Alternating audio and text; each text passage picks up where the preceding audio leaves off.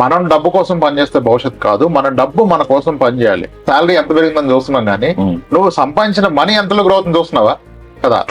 That's what middle class miss అయ్యేది. నీ డబ్బు నీ కోసం పనిచేయాలి, నువ్వు పని చేయడం కాదు. ఈ క్రెడిట్ కార్డ్ అనేది ఏంటంటే కార్డు అడుగుతాడు, ఇంకెవడు అడగడు కదా. పేరెంట్స్ దగ్గర వైఫ్ దగ్గర తీసుకుంటే అడుగుతాడు, ఏం చేసావు కదా అడగరు కదా.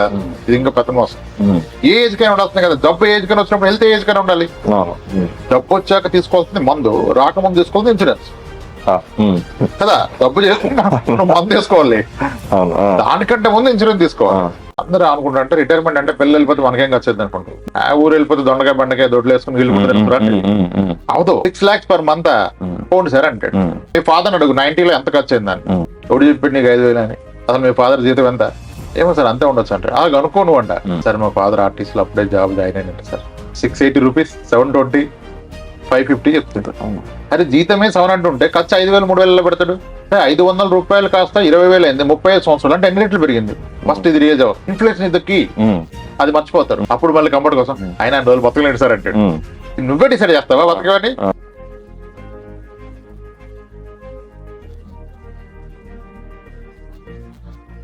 హాయ్ సార్, రామప్రసాద్ గారు.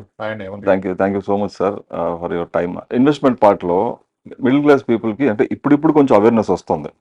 అంటే ఫైనాన్షియల్ ప్లానింగ్ ఎలా ఉండాలి అసలు దాని గురించి. అంటే మీలాంటి ప్రొఫెషనల్స్ కొంచెం ఫుల్ టైం ఎక్స్ప్లెయిన్ చేయడం వల్ల కావచ్చు. అంటే ఇప్పటికి కూడా అంత కంప్లీట్ అవేర్నెస్ వచ్చిందని అనుకోవడానికి కూడా లేదు. కానీ ఇప్పుడు మిడిల్ క్లాస్ పీపుల్ కామన్ గా చేస్తున్న మిస్టేక్స్ ఏంటి అంటే ఫైనాన్షియల్ ప్లానింగ్ సంబంధించి? ప్లానింగ్ అంటే sir, middle class are more serious about making money. కష్టపడదాం, డబ్బులు సంపాదిద్దాం అనే దాన్ని ఫోకస్ చేస్తాం. కానీ ఆ కష్టపడే డబ్బుని ఎలా వృద్ధిలోకి తేవాలి? మనం కష్టపడితే కదా భవిష్యత్తు. మన డబ్బు మన కోసం కష్టపడాలి. ఒక హ్యూమన్ ఎన్నాళ్ళు పని చేయగలుగుతాడు? ఇప్పుడు హై క్లాసు వెల్దీ వాళ్ళు అవసరం లేదు. రిచ్ అంటే ఎవడు? పని చేయకుండా పైసలు ఉన్నాడు రిచ్. జీవితానికి సరిపడే డబ్బులు ఉన్నవాడు రిచ్. మిడిల్ క్లాస్ అంటే ఏంటి? భవిష్యత్తు కోసం డబ్బులు సంపాదిస్తున్నాడు. అంతే. కసిగా సంపాదిస్తాం, కష్టపడతాం, సాలరీ గ్రో అవ్వాలని చూస్తాం, కెరీర్ లో గ్రో అవ్వాలని చూస్తాం. ఇదంతా బాగుంది. కానీ నీ భవిష్యత్తు, నువ్వు పడ్డ కష్టం నీకు వస్తున్న డబ్బు కాదు. దాన్ని నువ్వు పెడుతున్న పెట్టుబడి నిర్ణయిస్తుంది నీ భవిష్యత్తు, నీ పిల్లల భవిష్యత్తు. నువ్వు ఎంత కష్టపడ్డావు, ఎంత సంపాదించావు కాదు, దాన్ని ఎలా ఇన్వెస్ట్ చేస్తావు, దాన్ని ఎంత బాగా గ్రో చేస్తున్నావు. మనం డబ్బు కోసం పనిచేస్తే భవిష్యత్తు కాదు, మన డబ్బు మన కోసం పనిచేయాలి. దానికి అదిగా పనిచేయదు. దాన్ని సరైన పనిలో పెట్టాలి. ఎందుకంటే అది హ్యూమన్. మనకంటూ ఒక ఓల్డ్ ఏజ్ ఉంది, సిక్ అవుతాం, వెకేషన్ కావాలి, టైర్డ్ అయిపోతాం. కానీ డబ్బు పనిలో పెడితే, మనం డబ్బుని పనిలో పెట్టాలనే విషయం మర్చిపోయి మనం డబ్బు కోసం పని. నేను ఎంత గ్రో అయ్యా, నా శాలరీ ఎంత పెరిగిందని చూస్తున్నాం కానీ నువ్వు సంపాదించిన మనీ ఎంతలో గ్రో అవుతుంది చూస్తున్నావా కదా. That's what middle class miss అయ్యేది. మీరు రిచ్ పీపుల్, వెల్దీ, ఇంకా హెచ్ఎన్ఐ, అల్ట్రా హెచ్ఎన్ అన్నప్పుడు వాళ్ళు ప్రతి దాన్ని నెంబర్తో మేనేజ్ చేస్తారు. అంటే ఈ డబ్బు ఇక్కడ పెడితే నాకు ఎంత వస్తుంది. వాళ్ళు పనిచేయరు కదా, డబ్బునే పని చేపిస్తారు. మీరు ఎవరైనా ఎంటర్ప్రైనర్ చూస్తే. కానీ మీరు అన్న మిడిల్ క్లాస్ అన్నప్పుడు మన మైండ్ సెట్ ఎలా ఉంటుందంటే, మనం ఎంత కష్టపడుతున్నాం, ఇంకా కష్టపడతా, ఇంకా 2 జాబులు చేస్తా, నైట్ షిఫ్ట్ చేస్తా, ఎక్స్టెండ్ చేస్తా, ప్రమోషన్ తీసుకుని అంటున్నావు, అంత పర్ఫెక్ట్. ఆ మనీ ఎలా ఇన్వెస్ట్ చేస్తున్నావు, ఆ చేసే మార్గాలు ఏంటి, అది నీ కొరకు ఎంత కష్టపడుతుంది. ఆ మనీ కనుక నీ కోసం పనిచేయడం మొదలు పెడితే నువ్వు చేసిన అవసరం లేదు. నువ్వు ఎన్నాళ్ళు చేయగలవో గ్యారంటీ లేదు. ఈ రోజు మార్నింగ్ బాత్రూమ్ లో సోప్ మీద కాలేజ్ జారిపడి ఆ తల వెనక ఒక ట్యాప్ వెళ్తే రేపు ఆగిపోద్ది. ఇన్కమ్ ఆగిపోతే, నువ్వు ఆగిపోతావు. అదృష్టం పోకపోతే నువ్వు బెడ్ని పెడితే మళ్ళీ ఫ్యామిలీ అంతా సపరేట్. అది కాదు కదా. నీ డబ్బు నీ కోసం పనిచేయాలి, నువ్వు పని చేయటం కాదు. ఈ పాయింట్ మిస్ అయిపోతారు. అంటే ఇంత కష్టపడుతూ కూడా ఎవ్రీడే ర్యాట్ రేస్ మళ్ళీ. అదే టైం ఉండదు. ఇది డబ్బుని ఇన్వెస్ట్ చేయడానికి, డబ్బు గురించి నేర్చుకోవడానికి, ఆలోచించడానికి టైం ఉండదు. మనం పని కష్టం అంతా డబ్బు సంపాదించడానికి చేస్తాం. అక్కడ రాగలుగుతాం. ఓకే. అంటే ఎట్లా ప్లాన్ చేసుకోవాలంటారు సార్ ఒక మిడిల్ క్లాస్ పర్సన్? అంటే ఏ టైంలో ఇన్వెస్ట్మెంట్ ప్లానింగ్ ఎలా చేసుకోవాలి? అంటే రైట్ ఏజ్ ఏదన్నా ఉందా దానికి? ఏమన్నా రైట్ ఏజ్ ఏం లేదు, మన బాధ్యతలను బట్టి ప్లానింగ్. ఏ బాధ్యత లేకపోతే ఏ ప్లానింగ్ అక్కర్లా. when I'm committed, I have a wife, kids, parents, dependents ఉంటే I should plan from my first rupee. Again it depends. Me qualification ఏంటి, మీ కెరియర్ పాత్ ఏంటి. ఇప్పుడు నేను ఏమంటాను, యంగ్స్టర్ అనుకోండి, మీరు ఇన్వెస్ట్మెంట్ చేయొద్దు, ఫస్ట్ కెరియర్ గ్రోత్ చూసుకోండి. Initial years of the career లో మీరు కెరియర్ లో ఒక రైట్ పాత్కి వెళ్తే అప్పుడు ఇన్వెస్ట్మెంట్ ఆలోచించవచ్చు. ఇప్పుడు 20,000 శాలరీకి కెరియర్ స్టార్ట్ చేసి నేను ఇన్వెస్ట్మెంట్ చేస్తాను టైం వచ్చేది కదా. ఆ 20,000 60,000 అలా తీసుకెళ్ళాలి. 1 lakh శాలరీ, దాని మీద ఫోకస్ చేయండి. Invest on your self, upgrading skill, up skill చేసుకోండి, కాంపిటీషన్ రెడీ అవ్వండి. అది so phase of the life and the dependence ని బట్టి ఇన్వెస్ట్మెంట్. ఇప్పుడు ఏ క్వాలిఫికేషన్ అయినా స్కిల్ పెంచుకోలేరు అనుకోండి, ఇంకా స్కిల్ ఏం లేదు కదా. ఇంకా స్కిల్ పెరగదు, జీతం పెరగదు. ఇంకా దీన్నే ఫస్ట్ రూపాయి నుంచి జాగ్రత్తగా దాచుకోవాలి. లేదు నేను బీటెక్ ఫ్రెషర్, ఎంబీఏ ఫ్రెషర్, నేను గొప్ప కాలేజ్ నామా కాలేజ్ అందుకని నాకు రావట్లేదు, బట్ నేను అందరు కాలేజీలో వాళ్ళకి వెళ్ళాలంటే వాట్ ఇస్ దట్ యూనిక్నెస్ నీలో పెంచుకోవాలి కదా. అప్డేట్ స్కిల్స్ అంతే. ఇప్పుడు ఏమవుద్దంటే ఇప్పుడు కొంచెం లే ఆఫ్స్ అని టాక్ వస్తుంది ఒకసారి, రాగానే బాటమ్ పర్ఫార్మెన్స్ భయం వస్తుంది. ఇప్పుడు ఫర్ ఎగ్జాంపుల్ చెప్తా, one of my client come friend sales force లో చేస్తాడు. అక్కడ ఈ వీక్ ఏదో లిస్ట్ వస్తుంది, కొందరిని తీసేస్తారని చెప్పారండి. మొత్తం తీస్తే 11 months షేక్ హ్యాండ్ ఇస్తారని చెప్పారు. ఇట్స్ లైక్ 11 months సాలరీ తెప్పే. సమో ఇతనికి ఆ జాబ్ లో అంత ఎక్సైట్మెంట్ లేదు, not of new learning excitement లేదురా, నేను వెళ్ళిపోవాలంటాడు. ఇదే ఛాన్స్ కదా, ఇలా లే ఆఫ్ లో నా పేరు వస్తే బాగనుకున్నాడు. ఇది తెలుగు వెళ్ళి వాళ్ళు బాస్ని అడిగాడు, బాస్ ఇది ఈసారి లిస్ట్ ఉంది కదా, దాంట్లో నా పేరు అని పెట్టిస్తారా. ఆడికి మండిపోయింది, గట్టిగా ఎక్కి దిగాడు. What you think of me boss, అనుకుంటారా నా గురించి, నాకు తెలిసి ఎవరిని తీయాలో, కంపెనీకి తెలిసి ఎవరిని తీయాలో, నీ పేరు ఉండదు, పిచ్చాల్సిన పెట్టుకు వెళ్ళి పని చేసుకున్నాడు. అంటే ఇది స్కిల్ అయినా అదే. అది లేనప్పుడు భయపడుతూ ఉండాలి. కాబట్టి ముందు స్కిల్ పెంచుకోవాలి. ఒక ఆర్గనైజేషన్ నేను ఉంటే at least I should be in the top 10 performance. Bottom 10 లో ఉంటే రిస్క్. అక్కడ నుంచి అప్గ్రేడ్ అవ్వాలి. కానీ అది మానేసి నాకు వస్తున్న డబ్బు ఇన్వెస్ట్ చేస్తుంటే కూడా తప్పే కదా. ఫస్ట్ అటు కెరియర్ చూసుకోవాలి, బ్యాలెన్స్ చేసుకోవాలి. రెండు పర్సన్ టు పర్సన్ మారిపోతాయి. ఎగ్జాక్ట్ 22 ఏళ్ళకి పెట్టు, 25 ఏళ్ళకి పెట్టు. స్కిల్ లేనో 22 ఏళ్ళకి పెట్టడం మొదలు పెడితే ఇంకా అక్కడ అయిపోతాయి. ఆ స్కిల్ పెంచుకుని కూడా మేబీ 20 స్టార్ట్ చేయండి. అలా సార్ కేస్ టు కేస్ మారిపోతుంది. ఇదే మిడిల్ క్లాస్ పీపుల్ కి ఇంకోటి మేజర్ కన్సర్న్, మీరు లాస్ట్ వీడియోస్ కూడా చాలా సార్లు చెప్పారు, మెయిన్ చిల్డ్రన్ ఎడ్యుకేషన్. ఒకటి children education, so health obviously. ఈ రెండింటి మీద ఎక్కువ వాళ్ళకి ఎక్స్పెన్సెస్ కూడా ఉంటాయి అనమాట. సో ఫైనాన్షియల్ ప్లానింగ్ కూడా హెల్త్ పరంగా అవేర్నెస్ ఉన్నా లేకపోయినా కూడా చిల్డ్రన్ ఎడ్యుకేషన్ మాత్రం ఖచ్చితంగా కష్టపడతారు, దాన్ని ప్లాన్ చేస్తారు. చిల్డ్రన్ ఎడ్యుకేషన్ ఇంత డబ్బులు ఖర్చు పెట్టినప్పుడు చిల్డ్రన్ కూడా ఆ ఫైనాన్షియల్ డిసిప్లిన్ కూడా చాలా ఇంపార్టెంట్ గా మనం నేర్పించాల్సింది. సో మిడిల్ క్లాస్ పీపుల్ వాళ్ళ కిడ్స్ కి నేర్పించాల్సిన ఒక 3 బెస్ట్ ఫైనాన్షియల్ డిసిప్లిన్స్ అంటే ఏం చెప్తారు మీరు? First, education is the only investment which is guaranteed multibagger. Okay, చదువుకు పెట్టింది మాత్రమే 100 రెట్లు వెనక్కి వస్తుంది, ఇంక దేనికి పెట్టింది రాదు. ఇన్వెస్ట్మెంట్ లో best investment education. Okay, academics మాట్లాడతాం. Similarly financial knowledge. మళ్ళీ అంత పెట్టడానికి ఇది లేకపోతే ఫెయిల్ అవుతాడు. అవును, ఇప్పుడు ఎంత డబ్బు సంపాదించినా దాన్ని మేనేజ్మెంట్ అయితే ఫెయిల్ అవుతారు కదా. పిల్లలకి ఫినాన్స్ పేరెంట్స్ నేర్పాలి, బయట ఎవరు నేర్పకూడదు. ఫినాన్స్ కోర్సులు నేర్పకూడదు, కోర్సులు ఏమొద్దు. నీ పేరెంట్ నువ్వే వాడిని మెంటర్గా నువ్వే ఉండాలంటే, ఇప్పుడు ఒక పేరెంట్ ఉన్నాడు, ఇప్పుడు వీకెండ్ సండే షాపింగ్కి వెళ్తున్నాం, మార్కెట్కి వెళ్తాం morning Sunday, whichever veg non veg వెళ్తారు కదా. You take your kid along with you if it's 7-8 years.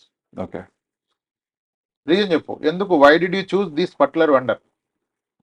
ఇన్ని షాపులు ఉంటే కూరగాయలు ఈ షాప్కి ఎందుకు వెళ్తున్నావు, నాన్ వెజ్కి వెళ్తే ఈ షాప్కి ఎందుకు వెళ్తున్నావు, నువ్వు ఎప్పటి నుంచి వస్తున్నావు, రీజన్ ఏంటి, దాన్ని క్వాలిటీ చెక్ ఎలా చేస్తున్నావు, కాస్ట్ నెగోషియేషన్ ఏం చేస్తున్నావు, స్టాండర్డా. ఇప్పుడు నాన్ వెజ్ కొనే వాళ్ళు ఉంటారు, మటన్ ఎప్పుడు ఒకటే ప్రైస్ ఉంటుంది, చికెన్ ప్రైస్ ఎందుకు ఫ్లక్చువేట్ అవుద్ది, దానికి ఆన్సర్ వస్తుంది కదా. అవును, అసలు ముందు నువ్వు తెలుసుకుంటావు. కరెక్టే, పిల్లలు చాలా ఓపెన్ గా అడుగుతారు క్వశ్చన్స్. అవును, నువ్వు ఓపెన్ గా వాళ్ళని తీసుకెళ్తే వాళ్ళు అడిగే క్వశ్చన్స్ నీకు నాలెడ్జ్ పెరుగుతుంది. అవును కదా, ఆడికి అది లెర్నింగ్, వాడు అవుట్ ఆఫ్ ఇంట్రెస్ట్ నేర్చుకుంటాడు. నువ్వు షాపింగ్కి వెళ్ళావు సూపర్ మార్కెట్ కి, నువ్వు చేయక లిస్ట్ రాసి పిల్లలకి ఇచ్చేసాయి, బాస్కెట్ ఇచ్చేసాయి, కార్డు ఇచ్చేసాయి, ఒక మూల కూర్చో, చూడు ఏం జరుగుతుందో. వాళ్ళకి టార్గెట్, నాన్న మన బడ్జెట్ ఇది, ఇవి మనకి రిక్వైర్డ్ ఐటమ్స్, నువ్వు ఎలా ఫిట్ చేస్తావు చెయ్యి. మమ్మీకి ఫోన్ చేసి కనుక ఎంత క్వాంటిటీ, ఇడ్లీ రవ్వ ఎంత కావాలి పర్ మంత్ కి, ఆయిల్ ప్యాకెట్స్ ఎన్ని కావాలి కదా, ఇది మరి మన బడ్జెట్ ఇంతే ఉంది. వాడు రీసెర్చ్ చేస్తాడు, 10 years క్యాండిడేట్ రీసెర్చ్ చేస్తాడు. వాడు వస్తాడు నీ దగ్గరికి, daddy oil packet 8 rupees difference ఉంది దీనికి దానికి, మరి తీసుకుంటే ఈ 5 ఆయిల్ ప్యాకెట్ 50 rupees మిగులుతుంది, ఆ 50 rupees గులాబ్ జామ్ తీసుకుందామా అంటాడు కదా. ఇన్వాల్వ్ చేయండి వాళ్ళని, ప్రతి పర్చేజ్ లో నెగోషియేషన్ లో ఇన్వాల్వ్ చేయండి. ప్రిఫరబుల్లీ ఎప్పుడు షాపింగ్కి వెళ్ళినా వన్ ఆఫ్ ఒక కిడ్ని తోడు తీసుకుని వెళ్ళండి. Involve them in the entire activity. సరుకులు లిస్ట్ రాసినప్పటి నుంచి కొనే దగ్గర ప్రతిదానికి రీజన్ అడుగుతారు వాళ్ళు, ఎందుకు నువ్వు రత్నదీప్కి ఎందుకు వస్తున్నావు, విజేతకి ఎందుకు వెళ్ళట్లేదు అడుగుతారు కదా. ఎందుకంటే ఇది మన 30-40 years ఎక్స్పీరియన్స్ చూస్ చేసుకున్న పాయింట్స్, చూస్ చేసుకున్న వెండర్స్.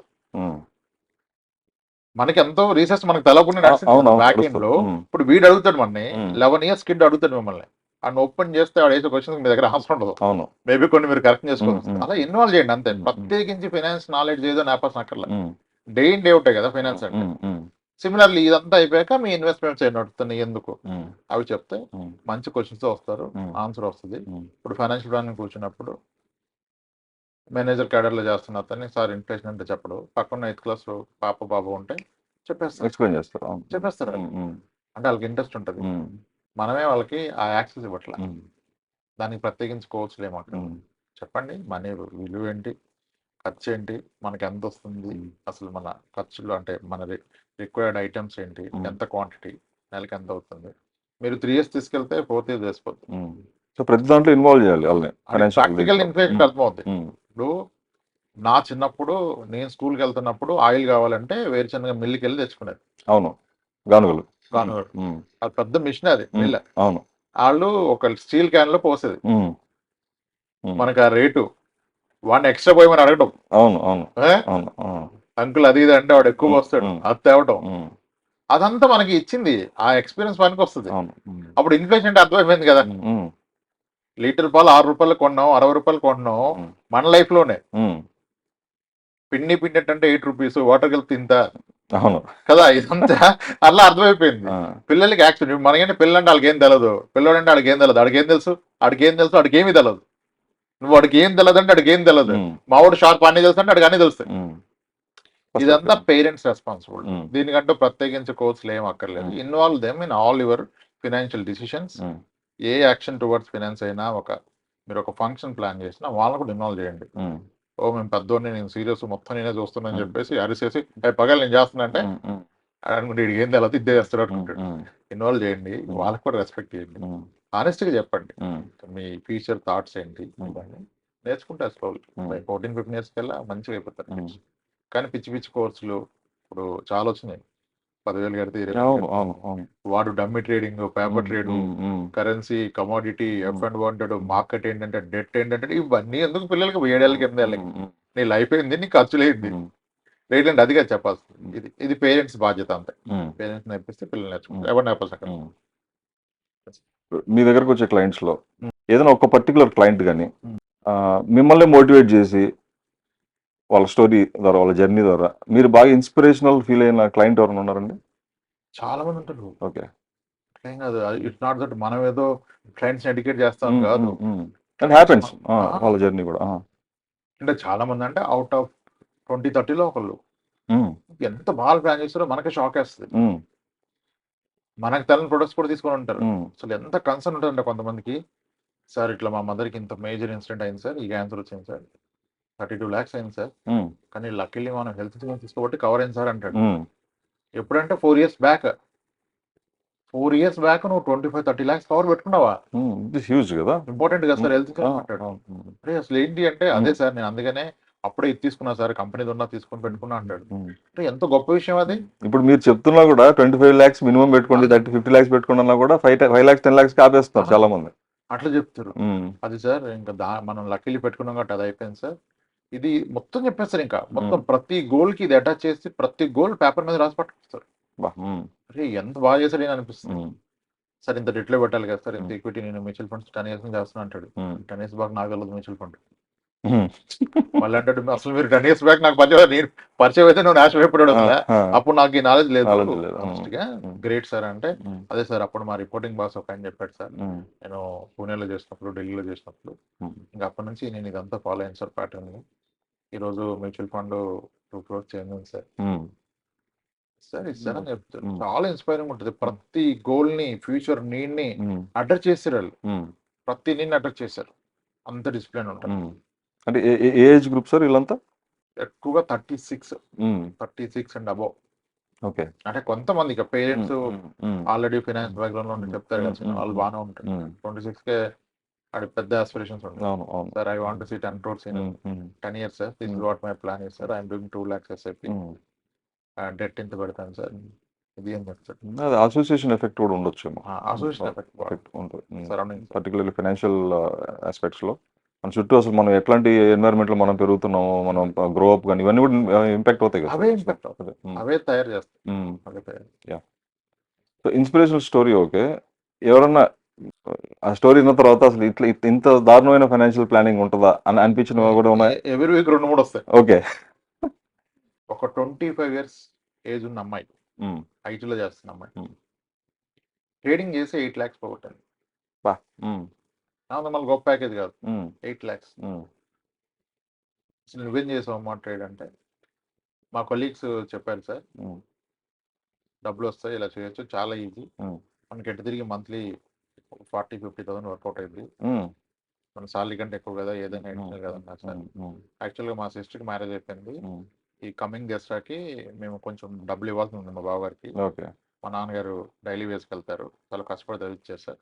మా అక్కంటే డిగ్రీ కానీ నన్ను ఇంజనీరింగ్ చెప్పించారు కదా, సో అది ఇస్తానని రెస్పాన్సిబిలిటీ నాది. ఆ డబ్బు గురించి కూడబెడుతున్నా, ఇందు ప్రాసెస్ ఇదైతే ఇంకెక్కువ వస్తుంది కదా, ఆ డబ్బుని ఫస్ట్ ఇక్కడ పెట్టి ట్రేడింగ్లో వస్తే అది ఎక్స్ట్రా ఇస్తే ఇది మిగిలిపోద్ది, తర్వాత నా పెళ్లి దాచుకోవచ్చు, మా పేరెంట్స్ హ్యాపీ పడదని ట్రై చేస్తాను. మొత్తం పోయినాయి.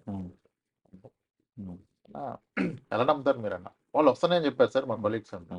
ఇప్పుడు ఉన్నారు అమ్మ వాళ్ళని అంటే, ఇప్పుడు నన్ను కనపడుతున్న దగ్గర రావట్లేదు సార్, వెళ్ళిపోతున్నారు దూరంగా. ఇప్పుడు ఏం చెప్తాం మీ ఫాదర్ కన్నా, అదే సార్ చెప్పాలి కదా సార్, ఎట్టి బస్సులో చెప్పకండి. అదేంటి సార్ అంది, ఆయనకి నీ మీద ఒక నమ్మకం ఉంది. ఈ రోజుకి డైలీ వేజ్కి వెళ్తున్నారు, నేను చదివించారు, నువ్వు ఐటీ ఎంప్లాయ్ అంటే ఆయన ఎక్కడ పనికి వెళ్ళినా నీ పేరు చెప్పుకుంటాడు గర్వంగా, అంతే, నా కూతురు. అవును, అంటే ఇద్దరు అమ్మాయిలండి, అది ధైర్యం ఉంది. ఇప్పుడు ఈ ఒక్క తప్పు చేశానని చెప్తే ఆయన ఏమో ధైర్యం పూర్తిగా పోతుంది, నమ్మకం పోతుంది. అది పోగొట్టుకోకండి. ఏం చేయమంటారు సార్? అది ఏం లేదు, ఫస్ట్ ఒక పర్సనల్ లోన్ తీసుకో, దాంతో ఇది ఇచ్చేసి ఈ లోన్ ఈఎంఐ పడినా ఉంటాయి, ఆల్రెడీ అన్నిటికీ లెక్కలు ఉన్నాయి, ఎంత ఈఎంఐ పడుతుందో to that extent salary hike పెరగాల్సిందే. టేక్ ఏ చేంజ్, జాబ్ మారాల్సిందే. నీకు ఆప్షన్ నువ్వు చేస్తే తప్పు కదా, శిక్ష నువ్వే వేసుకోవాలి. కానీ ఈ వయసులో ప్రతి ఒక్కరు ఫ్రెండ్షిప్ చేస్తారు, నువ్వు అది అర్థం చేసుకో. నువ్వు చక్కగా ఉన్నావు కదా, ప్రతి ఒక్కరు ఇంప్రెస్ చేయడానికి ట్రై చేస్తావు. అవును, అది దేని కొరకని కావచ్చు, వాడు నమ్మక వచ్చిన ప్రతి ఒక్కరు ఫ్రెండ్ నా మేలు కోరుతున్నాను అనుకుంటే ఎలా, అంతేగా కదా. అది అర్థం చేసుకో, నీ ఏజ్కి నువ్వు చాలా కేర్ఫుల్గా ఉండాలి. ఇది ఒక స్టోరీ. చాలా మంది ఇంకా అంతే, డబ్బులు పోగొట్టడం, ట్రేడింగ్ లో పోగొట్టడం, బెట్టింగ్ లో పోగొట్టడం, అసలు ఇంకా మీరు నమ్మలేని ప్రొఫైల్స్ ఉంటాయి. ఓకే. ఒక డాక్టర్ అంటారు, రాంప్రసాద్ నీకు చేయాలో వద్దనుకున్నా కానీ ఫోన్ చేశాను, మళ్ళీ వాళ్ళ వైఫ్ నా దగ్గర చేస్తారు, నేను అంతకుముందు చెప్పండి, మొత్తం మీద 60 లక్షల దాకా పోయింది రాంప్రసాద్. కానీ 80% మేడం చెప్పుడు, అంటే ట్రేడింగ్ సార్, ట్రేడింగ్ లోనే ఓకే 60 లక్షలు పోయింది, కానీ 80% మేడం చెప్పి చంపేస్తున్నాను. నేను మెల్లిగా క్లియర్ చేస్తున్నా, నేను చేశాక నీ దగ్గర స్టార్ట్ చేస్తా. అప్పుడు వద్దన్నాను కదా, అన్నాను కదా నీతో గుర్తుందా, మ్యూచువల్ ఫండ్స్ ఉంది మనో పెట్టుకోవచ్చు అన్నా కదా, అది తప్పని ప్రూవ్ అయింది. కానీ it costed me 60 lakhs around. ఇప్పుడు క్లియర్ చేస్తున్నా, 80% మేడం చెప్తే నేను చంపేస్తుంది, కొట్టేద్దు నన్ను అని చెప్తారు. రియలైజ్ అయ్యి ఇట్లా ఎక్కువ మంది డబ్బులు పోగొడతారు, ట్రేడింగ్లు, బెట్టింగ్, బయట వడ్డీకి అప్పిచ్చి పోగొట్టడం, బిగ్గర్ చిట్టీలు కట్టి. బెంగళూరు నుంచి ఒక ఆయన వచ్చారు, 50 లక్షల చిట్టు, ఆయన ఇంటీరియర్ వర్క్ చేస్తారు, ఇంటీరియర్ వర్క్, 3 అమ్మాయిలు అయింది. ఓకే. స్థలం కొనుక్కున్నాడు, 30-40 బెంగళూరులో 30-40 సైజులో ఉంటాయి, కొనుక్కున్నాడు. కన్స్ట్రక్షన్ కట్టడం డ్రీమ్. ఓకే. పెద్ద చిట్టు వేశారు, 50 lakh చిట్టు, మెచ్యూరిటీకి 2 months ముందే వేసినట్టు పారిపోయాడు. ఆయన దగ్గర 9 years గా వేస్తున్నాడు చిట్టు, గాన్ కదా, వెళ్ళిపోయింది. చిన్న మిస్టేక్ కాదు అది. మనం 5 ఏళ్ల నుంచి చేస్తున్నాం సార్, ఇప్పటిదాకా గ్యారెంటీ, అరే ఆ గ్యారెంటీ ఉన్నప్పుడే ఒకసారి వెళ్ళిపోతాడు. అంతే, అది ఆయన మోసం చేశాడు, ఇంటెన్షన్ కాకపోవచ్చు, సిస్టమ్ వర్కౌట్ అవ్వకపోవచ్చు. ఇలా అంటే మీ లైఫ్ టైమ్ లో సచ్ బిగ్గర్ అమౌంట్ బెట్టింగ్ పెట్టదు కదా, ఏదైనా ఎలా నమ్ముతారు? ఒక రెగ్యులేటరీ సేఫ్టీ ఉండాలి కదా, కదా. ఇట్లా చేస్తారు ఎవ్రీ వీక్. తప్పులు చేసిన దొరుకుతాయి ఎక్కువ, కరెక్ట్ చేసిన తక్కువ దొరుకుతారు, కానీ వాళ్ళు చాలా ఇన్స్పైరింగ్ ఉంటారు. ఈ తప్పు చేస్తే కామన్ ఇంకే అవి, కానీ చాలా మనకి ఇన్స్పైరింగ్ ఉంటారు. ఎంత ప్లానింగ్ ఉంటుందా అని షాక్ అయిపోతాం కొంతమంది చూస్తే. అంటే ఈ టైప్ ఆఫ్ చిన్న చిన్న మిస్టేక్స్ వల్ల చేస్తున్నప్పుడు కూడా మొత్తం ఒక లైఫ్ టైం సేవింగ్స్ మొత్తం గోయింగ్ ఫర్ టాస్ కదా. వద్దు ఇప్పుడు ఒక అంత పెద్ద చిట్టు ఆయన లైఫ్ టైం ఎండింగ్ అన్ని కూడబెట్టేసింది, అది పోయింది. చాలా మంది ఇప్పుడు ఇంత మనీ 10 years ఇన్కమ్ ఒకసారి బెట్టింగ్ ట్రేడింగ్ అలవాటు అయితే పోగొడతారు, పెద్ద పెద్ద చిట్టీలు వేసి పోగొడతారు. ఒక హెల్త్ ప్రాబ్లం వస్తే ఫ్యామిలీలో 10 years ఫ్యామిలీ వెనక్కి వెళ్ళిపోద్ది, మొత్తం జీరో అయిపోద్ది, మళ్ళీ స్టార్ట్ చేయాలి, ఇవన్నీ అవుతాయి. అంత అదర్ సైడ్ మంచి చేసిన వాళ్ళు ఇంకా ఎంత బాగుంటుందో. సార్ నా శాలరీ 80,000 సార్ అంటాడు, 80,000కి ఏం చేస్తాను అనుకుంటాం, రెంటల్ ఇన్కమ్ ఒక 60,000 ఉంది సార్, ఇంట్రెస్ట్ ఇన్కమ్ 30,000 వస్తుంది సార్, కానీ అంత క్లోజ్ ఫ్రెండ్స్కి ఇచ్చాను సార్, రూపాయలు సార్ అంతే. అంటే మొత్తం మీద అయితే సాలరీ కాకుండా ఒక 1,10,000 వస్తుంది. ఉమ్, ఉమ్, అంటే ఆయన పని చేయకుండా ఆయన అసెట్స్ పనిలో పెడితే 1,10,000 వస్తుంది. Is retired. అదే అది ఫైనాన్షియల్ ఫ్రీడమ్. యా యా అది గ్రేట్ అచీవ్మెంట్. ఉమ్, ఉమ్, మీరు పని చేస్తే వచ్చేది కాదు, మీ డబ్బు పని చేసి మీకు వచ్చేది గొప్ప. ఉమ్, అది స్టాండర్డ్. అది మీ దీనికన్నా ఎక్కువ వచ్చింది ఉమ్. కదా. మన అర్నింగ్ కంటే కూడా ఎక్కువ ఉంది అది. ఎక్కువ ఉంది. అది గ్యారంటీడ్. ఇంకా ఉమ్, నీకు జాబ్ పోద్ది, ఏ వస్తుంది, ఏం అక్కర్లేదు కదా. ఉమ్, అట్లా చాలా మంది చేస్తారు. ఉమ్, వాళ్ళకున్న మళ్ళీ మళ్ళీ మనం అన్నట్టు మ్యూచువల్ ఫండ్ స్టాక్స్ అనేం కాదుగా. ఉమ్, ఆయనకున్న నాలెడ్జ్ లో మల్టిపుల్ రిసోర్స్ నుంచి చాలా మంది ఉంటారు. సార్ మేము గవర్నమెంట్ హాస్పిటల్స్కి వీళ్ళని సప్లై చేస్తాం సార్. జైల్లో మేము బార్బర్ని పంపించి షేవింగ్ అనేది చేపిస్తాం sir. Okay okay company start um, చేస్తాం. ఉమ్, మనకి ప్యాసివ్ గా అంటే మనం యాక్టివ్ కాదు సార్. ఉమ్, మనకి మంత్లీ ఇంత వస్తుంది సార్. ఉమ్, మనం ఇట్లా నర్సెస్ సప్లై చేస్తాం ఉమ్, ఉమ్, ఉమ్, ఉమ్, అని చెప్తారు. ఉమ్, ఎన్ని డిఫరెంట్ బిజినెస్ మోడల్ చెప్తారు. Um, multiple passive incomes sources build చేశారు. ఉమ్, అరే ఇన్ని ఉంటాయి అనుకుంటా. ఉమ్, మా ఫ్రెండ్ కంపెనీ ఇంత పెట్టాను సార్, ఇంత ఇస్తాడు సార్, వాడు మ్యాన్ పవర్ సప్లై చేస్తాడు. ఉమ్, ఇది ట్రైనింగ్ ఇన్స్టిట్యూట్ లో అట్లా ఉమ్, ఆ థాట్ ప్రాసెస్ ఉన్న వాళ్ళు చాలా మార్గాలు ఎదుర్కొని చేస్తారు. అదే ఉమ్, చాలా ఇన్స్పైరింగ్ ఉంటాయి. ఉమ్. Number of opportunities. రెండు సైడ్లు ఉంటాయి అటు ఇటు. సో ఇప్పుడు మీరు అన్నట్టు ఈ చిన్న ఈ బెట్టింగ్స్ ఉమ్. లేకపోతే కైండ్ ఆఫ్ ట్రేడింగ్స్ మీద వాటి మీద పెట్టడం, ఇంకా చాలా మంది చేస్తున్న మిస్టేక్స్ అంటే ఇక్కడ క్రెడిట్ కార్డ్ ఇన్వాల్వ్ చేయడం. అంటే ఫస్ట్ ఆఫ్ ఆల్ పోగొట్టుకోవడం అనేది వితౌట్ ల్యాక్ ఆఫ్ నాలెడ్జ్. ఏదో ఎవరో చెప్పారు నెలకి ఎంత 50,000 వస్తుంది, ₹1,00,000 వస్తుంది అన్న ఒక ఆస్పెక్ట్లో పెట్టేయడం ఒకటి. ఉమ్. ల్యాక్ ఆఫ్ నాలెడ్జ్ పక్కన పెడితే అట్లీస్ట్ మన దగ్గర ఉన్న డబ్బులు పెట్టకుండా దాన్ని కూడా మళ్ళీ అప్పు చేసి క్రెడిట్ కార్డ్స్ని వాడి స్వైప్ చేసి, అంటే నేను ఒక కేసు చెప్తాను సార్. ఉమ్. క్రెడిట్ కార్డ్ నుంచి అమౌంట్ డ్రా చేయడం, ఉమ్. దాన్ని తీసుకెళ్ళి ఇంట్రాడేలో పెట్టడం. ఉమ్. అంటే దీనిలో వచ్చిన తర్వాత దీనిలో పే చేద్దాం ఒక ఇంటెన్షన్తో పెడతారు. అవును. అది ఒకసారి వచ్చింది అనుకోండి, నెక్స్ట్ టైం పోతుంది. ఉమ్. పోయినప్పుడు మళ్ళీ దీన్ని అప్పు చేసి మళ్ళీ క్రెడిట్ కార్డు కట్టుకుంటున్నారు. మళ్ళీ దానిలో నుంచి మళ్ళీ తీసి మళ్ళీ దీనిలో పెడుతున్నారు. ఇట్లా ఆల్మోస్ట్ lakhs of rupees అట్లా మన కళ్ళ ముందు వెళ్ళిపోతున్నాయి. మిడిల్ క్లాస్ పీపుల్ చాలా ఎఫెక్ట్ అవుతున్నారు కదా. అసలు ఎనీ బెట్టింగ్ యాక్టివిటీ క్రెడిట్ మీదకి వెళ్ళిపోతారు. క్రెడిట్ కార్డ్ అనే కాదు, క్రెడిట్ ఉమ్, అప్పు చేసి బెట్టింగ్ చేస్తారు. అవును. ఇనిషియల్ గా ఉన్న డబ్బులు చేస్తారు. ఉమ్, అది పోయాక రికవర్ చేయడానికి అప్పుడు మొదలు పెడతారు. ఉమ్, ఈ క్రెడిట్ కార్డ్ అనేది ఏంటంటే కార్డు అడుగుతారు, ఇంకెవడు అడగడు కదా. అవును. అంతే అంతే అంతే. ఇప్పుడు పేరెంట్ దగ్గర వైఫ్ దగ్గర తీసుకుంటే అడుగుతారు, ఏం చేసావు, ఏం ఇచ్చే చేశావు? కదా అన్న. ఇక్కడ అడగరు కదా. ఇది ఇంకా పెద్ద మోసం. దీన్ని ఏంటి, మనకేమో మన వ్యవస్థ ఎలా ఉంటుందంటే ఒక క్రెడిట్ కార్డు ఉంటే క్రెడిట్ పే చేసుకుని కార్డులు ఇస్తాడు. అవును. ఇక్కడ ముందే ప్రిపేర్డ్ ఒక పిచ్చి రెడీ చేస్తాడు. ఉమ్, ఉమ్, 6 కార్డులు ఉమ్, ఈచ్ 3 లక్షలు, యా, యా, అవును. 5 లక్షలు చేసి అవును, ఉమ్, ఒకేసారి ఇంకా 40-50 లక్షలు బెట్టింగ్ చేసి పోగొట్టేస్తారు. ఉమ్, ఉమ్, చాలా మంది ఉన్నారు అలా. ఉమ్, అది యాక్చువల్ గా అంత డబ్బు పోయినప్పుడు ఏమైందంటే, డబ్బు ఒకటే పోతే బాధ లేదు అసలు. అవును, డబ్బు వస్తే తెచ్చుకోవచ్చు, కానీ జబ్బు వస్తే ఖర్చు పెట్టలేదు. అవును. ఈ ప్రాసెస్ లో జబ్బు వచ్చేస్తుంది. వస్తుంది.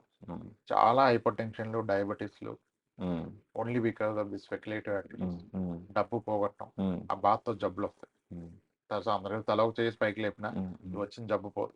ఉమ్, చార్టెడ్ అకౌంటెంట్ కి ఉమ్, ట్రేడింగ్ చేసి ఫేషియల్ పారాలసిస్ వస్తుంది. ఉమ్, ఒకటే గోల గోల. స్ట్రెస్.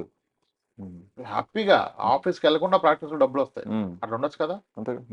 దానికి తోడు ఎఫ్ఎండ్ఓకి వెళ్ళిపోయి ఏదో చేసి కోచింగ్ నేర్చుకుని, ఉమ్, అసలు నన్ను అడిగితే కోచింగ్ తీసుకుని డబ్బులు పోవడం ఎక్కువ మంది ఉమ్, ఓకే సెషన్స్కి వెళ్ళి ఓకే. 1 day 2 days సెషన్స్ వెళ్ళి ట్రేడింగ్ లో ఎక్కడో ఆన్లైన్ లో కూడా చాలా వస్తున్నాయి ఇప్పుడు. మొత్తం వాళ్ళే.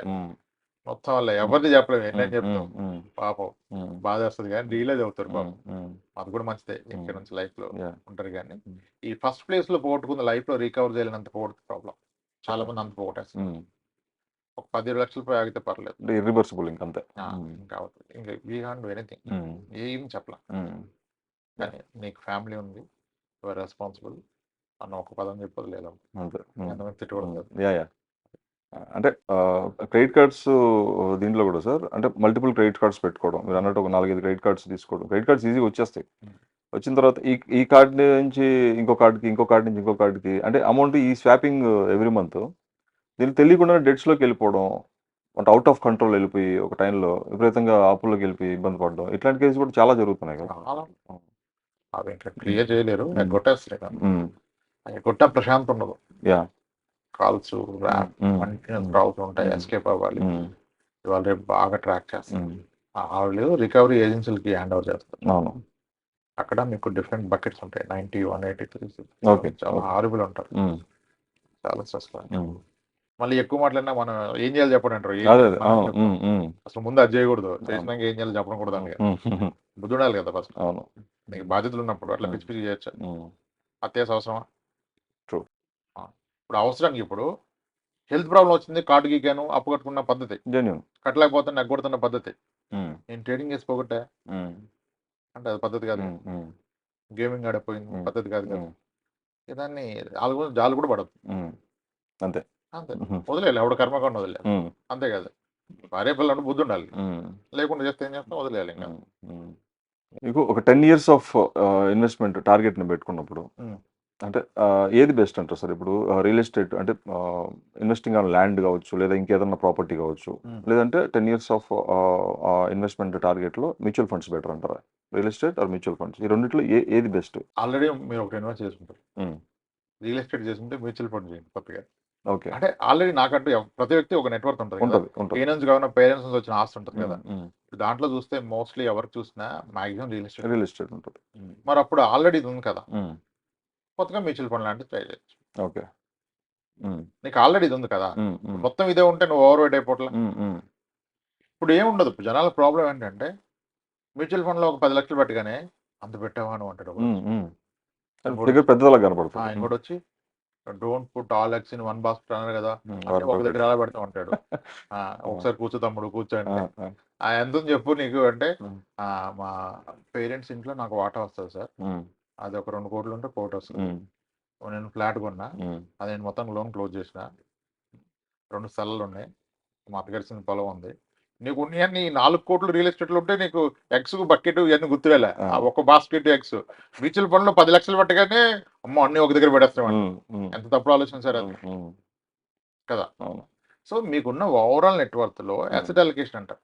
అసెట్ అలొకేషన్ దేనికి ఎంత ఇవ్వాలి దాన్ని చూసుకొని పెట్టాలి. ఇప్పుడు నేనైతే సొంత ఇల్లు అయితే ఇల్లు కొనుక్కోమనే చెప్తా. ఎవరైనా చెప్పిన మ్యూచువల్ ఫండ్స్ ఆపేసేయండి. ఫస్ట్ అంటే మీ సెక్యూర్డ్ జాబ్ లో ఉండి కెరియర్ గ్రోత్ ఉంటే ఒక ఇల్లు కొనుక్కోండి. ఫస్ట్ ప్రయారిటీ ఫస్ట్ ఇల్లు. అసలు ప్రయారిటీ ఫ్యామిలీ అంటే ఫ్యామిలీ ఈజ్ ప్రయారిటీ. ఆ క్లారిటీ లేకపోతే నాశనం అయిపోతారు ఎవడైనా. ముందు ఫ్రెండ్స్, సొసైటీ, దేశాన్ని ఇంప్రెస్ చేయడం కాదు కదా. నీ ఫ్యామిలీ ఈజ్ నీ ప్రయారిటీ. ఎందుకంటే ఇప్పుడు ఒక వ్యక్తి సన్నగా బెడ్ అయితే కదలేని కండిషన్ వస్తాయి. ఎవడొచ్చి నీకు సేవలు చేస్తాడు, ఎవడు నీ డైపర్ మార్చుతాడు, ఆట నీ ప్రయారిటీ. డబ్బులు తీసుకొని వచ్చి మార్చేవాళ్ళు కాదు. నీ మీద ప్రేమతో పొద్దున్న క్లీన్ ఆడ నీ ప్రయారిటీ. అది ఎవడో చూస్తే నీ ఫ్యామిలీ అంతా అర్థమవుతుంది. అంటే ఈ family is your priority in the life టైంలో. అప్పుడు ఆ ఫ్యామిలీకి నువ్వు ఏమి వేయాలనేది నీ ప్రయారిటీ. ఆ ఫ్యామిలీకి ఒక వ్యక్తి ఇచ్చే బెస్ట్ గిఫ్ట్ ఏది అంటే అది హౌస్, ఇల్లు. నీ కష్టం, సుఖం, సెలబ్రేషన్ అన్ని ఇంట్లో కదా. నీ రిలేషన్ బిల్డ్ అయ్యేది ఇంట్లో కదా. అది నీదైతే ఎంత ఆనందం ఉంటుంది. సరే అది కొనలేకపోయినా ఒక పెద్ద ఇల్లు పెట్టుకో. ఇల్లు అంటే ఓనా లోనా రెంటెడా కాదు. ఓన్ ఉంటే ఎక్సలెంట్, లేకపోతే పెద్దది పెట్టుకో. అక్కడ కాంప్రమైజ్ కాక ఇట్లా అవకాశం వచ్చినప్పుడు డబ్బు ఉంటే ఫస్ట్ ఒక ఇల్లు తీసుకో, సాటిస్ఫాక్షన్ కదా. దాని తర్వాత అన్ని బిల్డ్ చేయగలుగుతాం. ఎవడైనా ఎంత సంపాదించుకొని అడుగుతాడా? మన ఊరు వెళ్తే, హైదరాబాద్ లో జాబ్ చేస్తూ ఊరు వెళ్తే ఇల్లు కొన్నావా అడుగుతాడు కదా. అదే వయసు పైన అయితే పెళ్ళి ఎప్పుడు రా అంటాడు. ఆ రెండు మస్ట్. ఆ రెండు ఎంత ఎర్లీగా చేస్తే అంత మంచిది కదా. అవును, ఇల్లు కొనుక్కోవాలి డబ్బు ఉంటాయి. తర్వాత ఇన్వెస్ట్మెంట్ స్టార్ట్ చేయాలి. అంటే ఇల్లు కొనేంత డబ్బు లేదు, ఎప్పటికీ రాదంటే ఇంకొద్ది ఇన్వెస్ట్మెంట్ నీ వల్ల అవదుక. ఇల్లు అప్పు చేసుకొనొద్దు. అంటే బ్యాంక్ అప్పు చేయొచ్చు, అప్పటి బయట అప్పులు కాదు. బ్యాంక్ ఇస్తే అది పర్ఫెక్ట్ లోన్. ఇప్పుడు హోమ్ లోన్ ఇంట్రెస్ట్ 7.35 వచ్చేసి ఆల్మోస్ట్ తగ్గింది. మొన్న చూస్తుంటా bank of India, bank of Baroda recent కూడా మళ్ళీ తగ్గించాడు. 6.9కి వెళ్ళిపోద్ది. హోమ్ లోన్ ఇది చీపెస్ట్ లోన్. 60 పైసలు వడ్డీకి అప్పు వస్తుంది. 60 పైసలు వడ్డీకి ఎవడిస్తాడు? ఎవడోడు కదా. మరి అప్పు మీద ఇల్లు తీసుకో. డబ్బు బ్యాంకర్ది, ఇల్లు నీది. ఆ డబ్బులతో కొనుక్కొని నువ్వు ఉంటూ ఎంజాయ్ చేస్తూ రెంట్ లేకుండా ఉండొచ్చు కదా. అది ఇల్లు కొనుక్కోమని చెప్తాను ఫస్ట్. తర్వాత mutual fund whatever. Retirement planning కి సంబంధించి ఏమైనా రిటైర్మెంట్ ప్లాన్ చేసుకునేటప్పుడు majorly most of the people miss అవుతున్న బిగ్గెస్ట్ ఎలిమెంట్ ఏంటి రిటైర్మెంట్ ప్లానింగ్ లో యాజ్ పర్ మీ experience? Retirement planning, kids education planning, రెండిట్లో people miss out on inflation.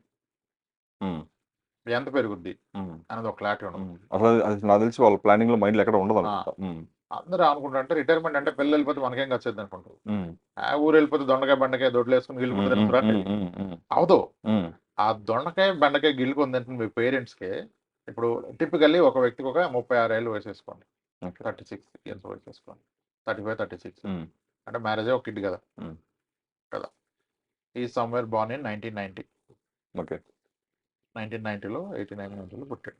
ఇప్పుడు ఈయన అంటాడు సార్ ఎంత కాంప్లికేషన్ అక్కర్లేదు మాకు, మా ఊర్లో మా పేరెంట్స్ ఉన్నారు, సొంత ఇల్లు ఉంది, నేను ఎప్పటికైనా ఊరు వెళ్ళిపోతే నాకు టెన్షన్ ఉండదు సార్ రిటైర్మెంట్ అంటాడు. సరే ఓకే పర్ఫెక్ట్, ఊరు వెళ్దు కానీ ఊరు వెళ్తే ఎంత అవుతుంది సార్ అంటే ఖర్చు, ఊర్లో ఏం ఖర్చు ఉండదు అంటాడు. అవును అంటారు. సరే అసలు ఊర్లో ఉంటే ఈ రోజు నువ్వు వెళ్ళి మీ పిల్లలతో పాటు ఎంత అవుద్ది ఖర్చు? అక్కడ 40,000 కూడా కష్టమే సార్, టౌన్లో 40,000 కష్టం. ఓకే సార్ 40 పట్టుకుందాం, సిటీలో 70 అయితే టౌన్లో 40 అవుతుంది కదా, ఓన్ హౌస్ ఉన్నా 30,000 డిఫరెన్స్ వచ్చేస్తుంది, వెరీ బేసిక్. మరి ఇప్పుడు ఒక 40,000 ఊర్లో అయితే ఒక 10 years తర్వాత ఎంత అవుద్ది? పెరుగుద్ది కదా సార్ కొంచెం, ఒక 50 అంటే 50 కాదు, మినిమం 10 yearsకి డబుల్ అవుతుంది. 80 అవుతుంది. 80 అవుతుంది. ఎప్పుడు నీకు 45లో, మరి 55లో మళ్ళీ డబుల్ అవుతుంది, అంటే ఎంత? 1,60,000 అవుతుంది. 1,60,000. 65లో అయిపోయింది. 3,20,000. 75లో 6 lakhs. నమ్ముతాడా సార్? 6 lakhs పర్ మంత్ పోండి సార్ అంటాడు. అంటే ఒక్క నిమిషం ఆగుపడతారు. నీకు 75 అంటే ఇక్కడ నుంచి 40 years మాట్లాడతాం కదా, అప్పుడు 6 lakhs పర్ మంత్ నువ్వు నమ్మట్లా. ఒక్క నిమిషం ఆగు, నువ్వు పుట్టింది 90లో కదా, నువ్వు పుట్టక 35 ఏళ్ళు అయింది కదా, ఇప్పుడు 90కి వెళ్దాం ఒకసారి వెనక్కి. మీ ఫాదర్ అడుగు 90లో ఎంత ఖర్చు అయిందని, అప్పుడు ఎంత ఉంటుంది సార్? 5,000 అంటాడు. ఎవడు చెప్పాడు నీకు 5,000 అని? అసలు మీ ఫాదర్ జీతం ఎంత? ఏమో సార్ అంతే ఉండొచ్చు అంటాడు. అలా కనుక్కో నువ్వు అంట. అప్పుడు ఫోన్ చేస్తాడు, సార్ మా ఫాదర్ ఆర్టీసీలో అప్పుడే జాబ్ జాయిన్ అయినట్టు సార్, 680 రూపీస్, 720, 550 చెప్తాడు. అరే జీతమే 700 ఉంటే ఖర్చు 5,000 3,000 పెడతాడు. ఎందుకు సార్ మేము పుట్టినప్పుడు మా ఫాదర్ మా ఇన్లాస్ వాళ్ళ శాలరీ కూడా 250, 280, 300 రూపీస్. అంతే కదా. అవును, వీఆర్ టాకింగ్ 35 years బ్యాక్. అంటే నెలకు ఎంత ఖర్చు పెట్టారు?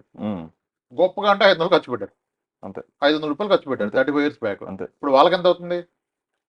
అయితే సార్ 20,000 ఈజీగా. అరే 500 రూపాయలు కాస్త 20,000 అయింది, 35 సంవత్సరాలు అంటే ఎన్ని రెట్లు పెరిగింది? 20 రెట్లు పెరిగింది. పెరిగింది కదా 35 years లో. మరి ఇక్కడ నుంచి 35 పోతే ఈ రోజు నువ్వు చెప్పిన ఖర్చు 20 రెట్లు పెరుగుతుంది కదా. నేను 40,000కి 20 రెట్లు ఎంత?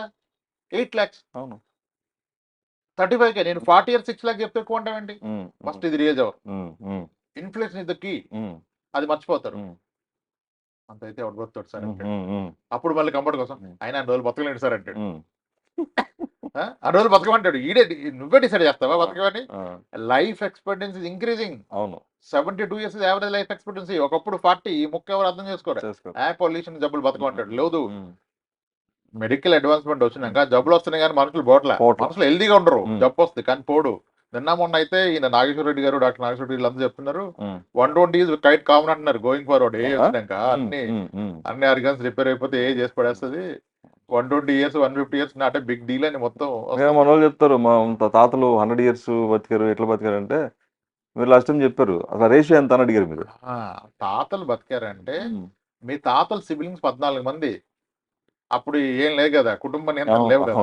వాళ్ళకి 13 ఏళ్ళకి పెళ్లి చేసి స్టార్ట్ అయినప్పుడు స్టార్ట్ అయ్యేది, పోయిందాక ఏంటేది కాదు. ఒక్కొక్కరు 18, 19 మందిని కంటే వాళ్ళ కన్న వాళ్ళు పుట్టుకలో చనిపోయిన వాళ్ళు 6 ఉంటారు. అవును, 2-3 years ఏజ్ లో చనిపోయిన వాళ్ళు ఉంటారు. క్వైట్ కామన్ గా. మొత్తం కలిపి 16 మందిని కంటే 10 ఏళ్ళు దాటిన వాళ్ళు 10 మంది ఉంటారు. దాంట్లో ఒక్కడు కొట్టాడు 90. మీరు ఆ పుట్టిన 20 మంది యావరేజ్ లైఫ్ స్పాన్ తీస్తే 7-8 years రాదు. అంటే జీరోలో చచ్చిపోవడం కూడా తీయాలి కదా. యావరేజ్ మాట్లాడతాం మనం. ఆ 90 బతికిన ఒక్కని పట్టుకొని మన తాతలు బతికారు, గటక తిన్నారు, జొన్న తిన్నారు అంటాం. నో, లైఫ్ ఎక్స్పెక్టెన్సీ పెరుగుతుంది. మీరు గూగుల్ చేయండి, లైఫ్ ఎక్స్పెక్టెన్సీ పెరుగుతుంది భారీగా. మన తాతల కన్నా టన్నులు ఎక్కువ రోజులు బతికారు. అయితే మనం 9 మంది తాతల్లో బతికిన ఒక్క తాతను మాట్లాడుతున్నాం, మిగిలిన 8 మందిని మాట్లాడలేక. మన తండ్రోళ్ళు ముగ్గురే. అవును, వీళ్ళు ముగ్గురులో ఒకళ్ళు 55, ఒకళ్ళు 68, ఒకళ్ళు 72 బతికారంటే వీళ్ళు యావరేజ్ 60కి వచ్చింది. అంతే, మన తాతలు 22 కదా, అంటే మంది ఇప్పుడు యావరేజ్ 72 అంటున్నారుగా. లైఫ్ ఎక్స్పెక్టెన్సీలో ఇండియా యుఎస్ కన్నా ఒక 20 years అనుకుంటుంది. అసలు అన్నిట్లో అనుకుంటాం 20 years. ఈవెన్ కల్చరల్ చేంజ్ అక్కడికి వెళ్ళిపోతుంది కదా మనకు.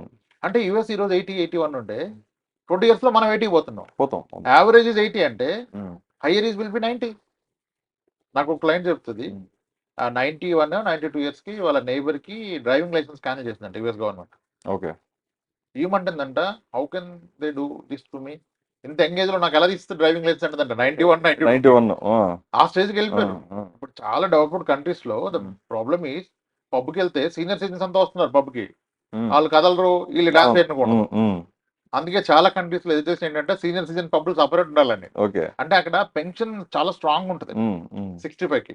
అంటే కొన్ని చాలా దగ్గర ఫెయిల్ అవుతుందండి యూరోప్ లో. అక్కడ అంత పెన్షన్ ఉన్నప్పుడు ఇంకోటి సెలబ్రేషన్ కదా ప్రతిరోజు. అవును, అంతేగా. Retirement is golden years of life.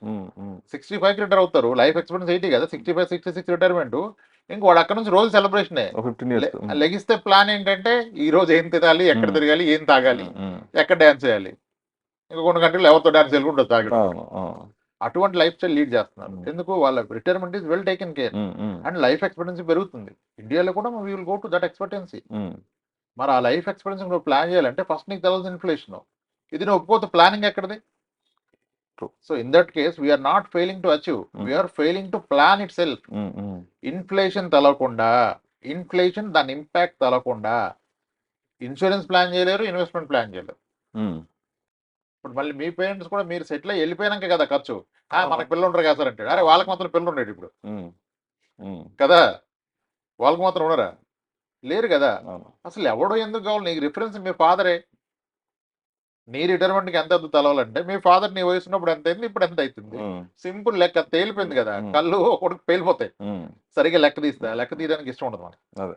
ఏదో సొంత మన కంఫర్ట్ కోసం మాటలు చెప్పుకుంటాం. రేట్లు పెరుగుతుంటే అన్ని రోజులు బతకనంటాడు. ఇష్టమైనా స్విచ్ ఉంటుంది నొక్కొని బటన్ పైకి ఉండదు కదా. ఎస్, ఇన్ఫ్లేషన్ అర్థం కాదు. That's where we go wrong. అది అర్థం చేసుకుంటే మళ్ళీ అచీవింగ్ చాలా ఈజీ. ముందు విషయం తెలవాలి, తెలిస్తే డిసిప్లిన్ గా అచీవ్ చేయొచ్చు, పెద్ద ప్రాబ్లం కాదు. Yes, people underestimate inflation. That's the biggest fail. High income earners అయితే ఇప్పుడు ఆంటర్ప్రినర్స్ ఉంటారు, ప్రొఫెషనల్స్, డాక్టర్స్, స్టార్ట్అప్ ఫౌండర్స్ కావచ్చు. అంటే వీళ్ళకి ఒక ఫైనాన్షియల్ ప్లానింగ్ అంటే ఎలా ఉండాలి సార్? అంటే ఎక్కడ స్టార్ట్ అవ్వాలి? సాఫ్ట్వేర్ ఎంప్లాయ్ నాతో అన్నారు, మీకు చాలా ఎక్స్పీరియన్స్ ఉంటాయి వాటి గురించి. అంటే నేనంటలేదు, ఒక ఆయన సరే బ్రీడ్ డాగ్, మంచి బ్రీడ్ డాగ్స్ ఉంటాయి కదా, దాని యావరేజ్ లైఫ్ ఎక్స్పెక్టెన్సీ 16 years ఉంటుంది సార్.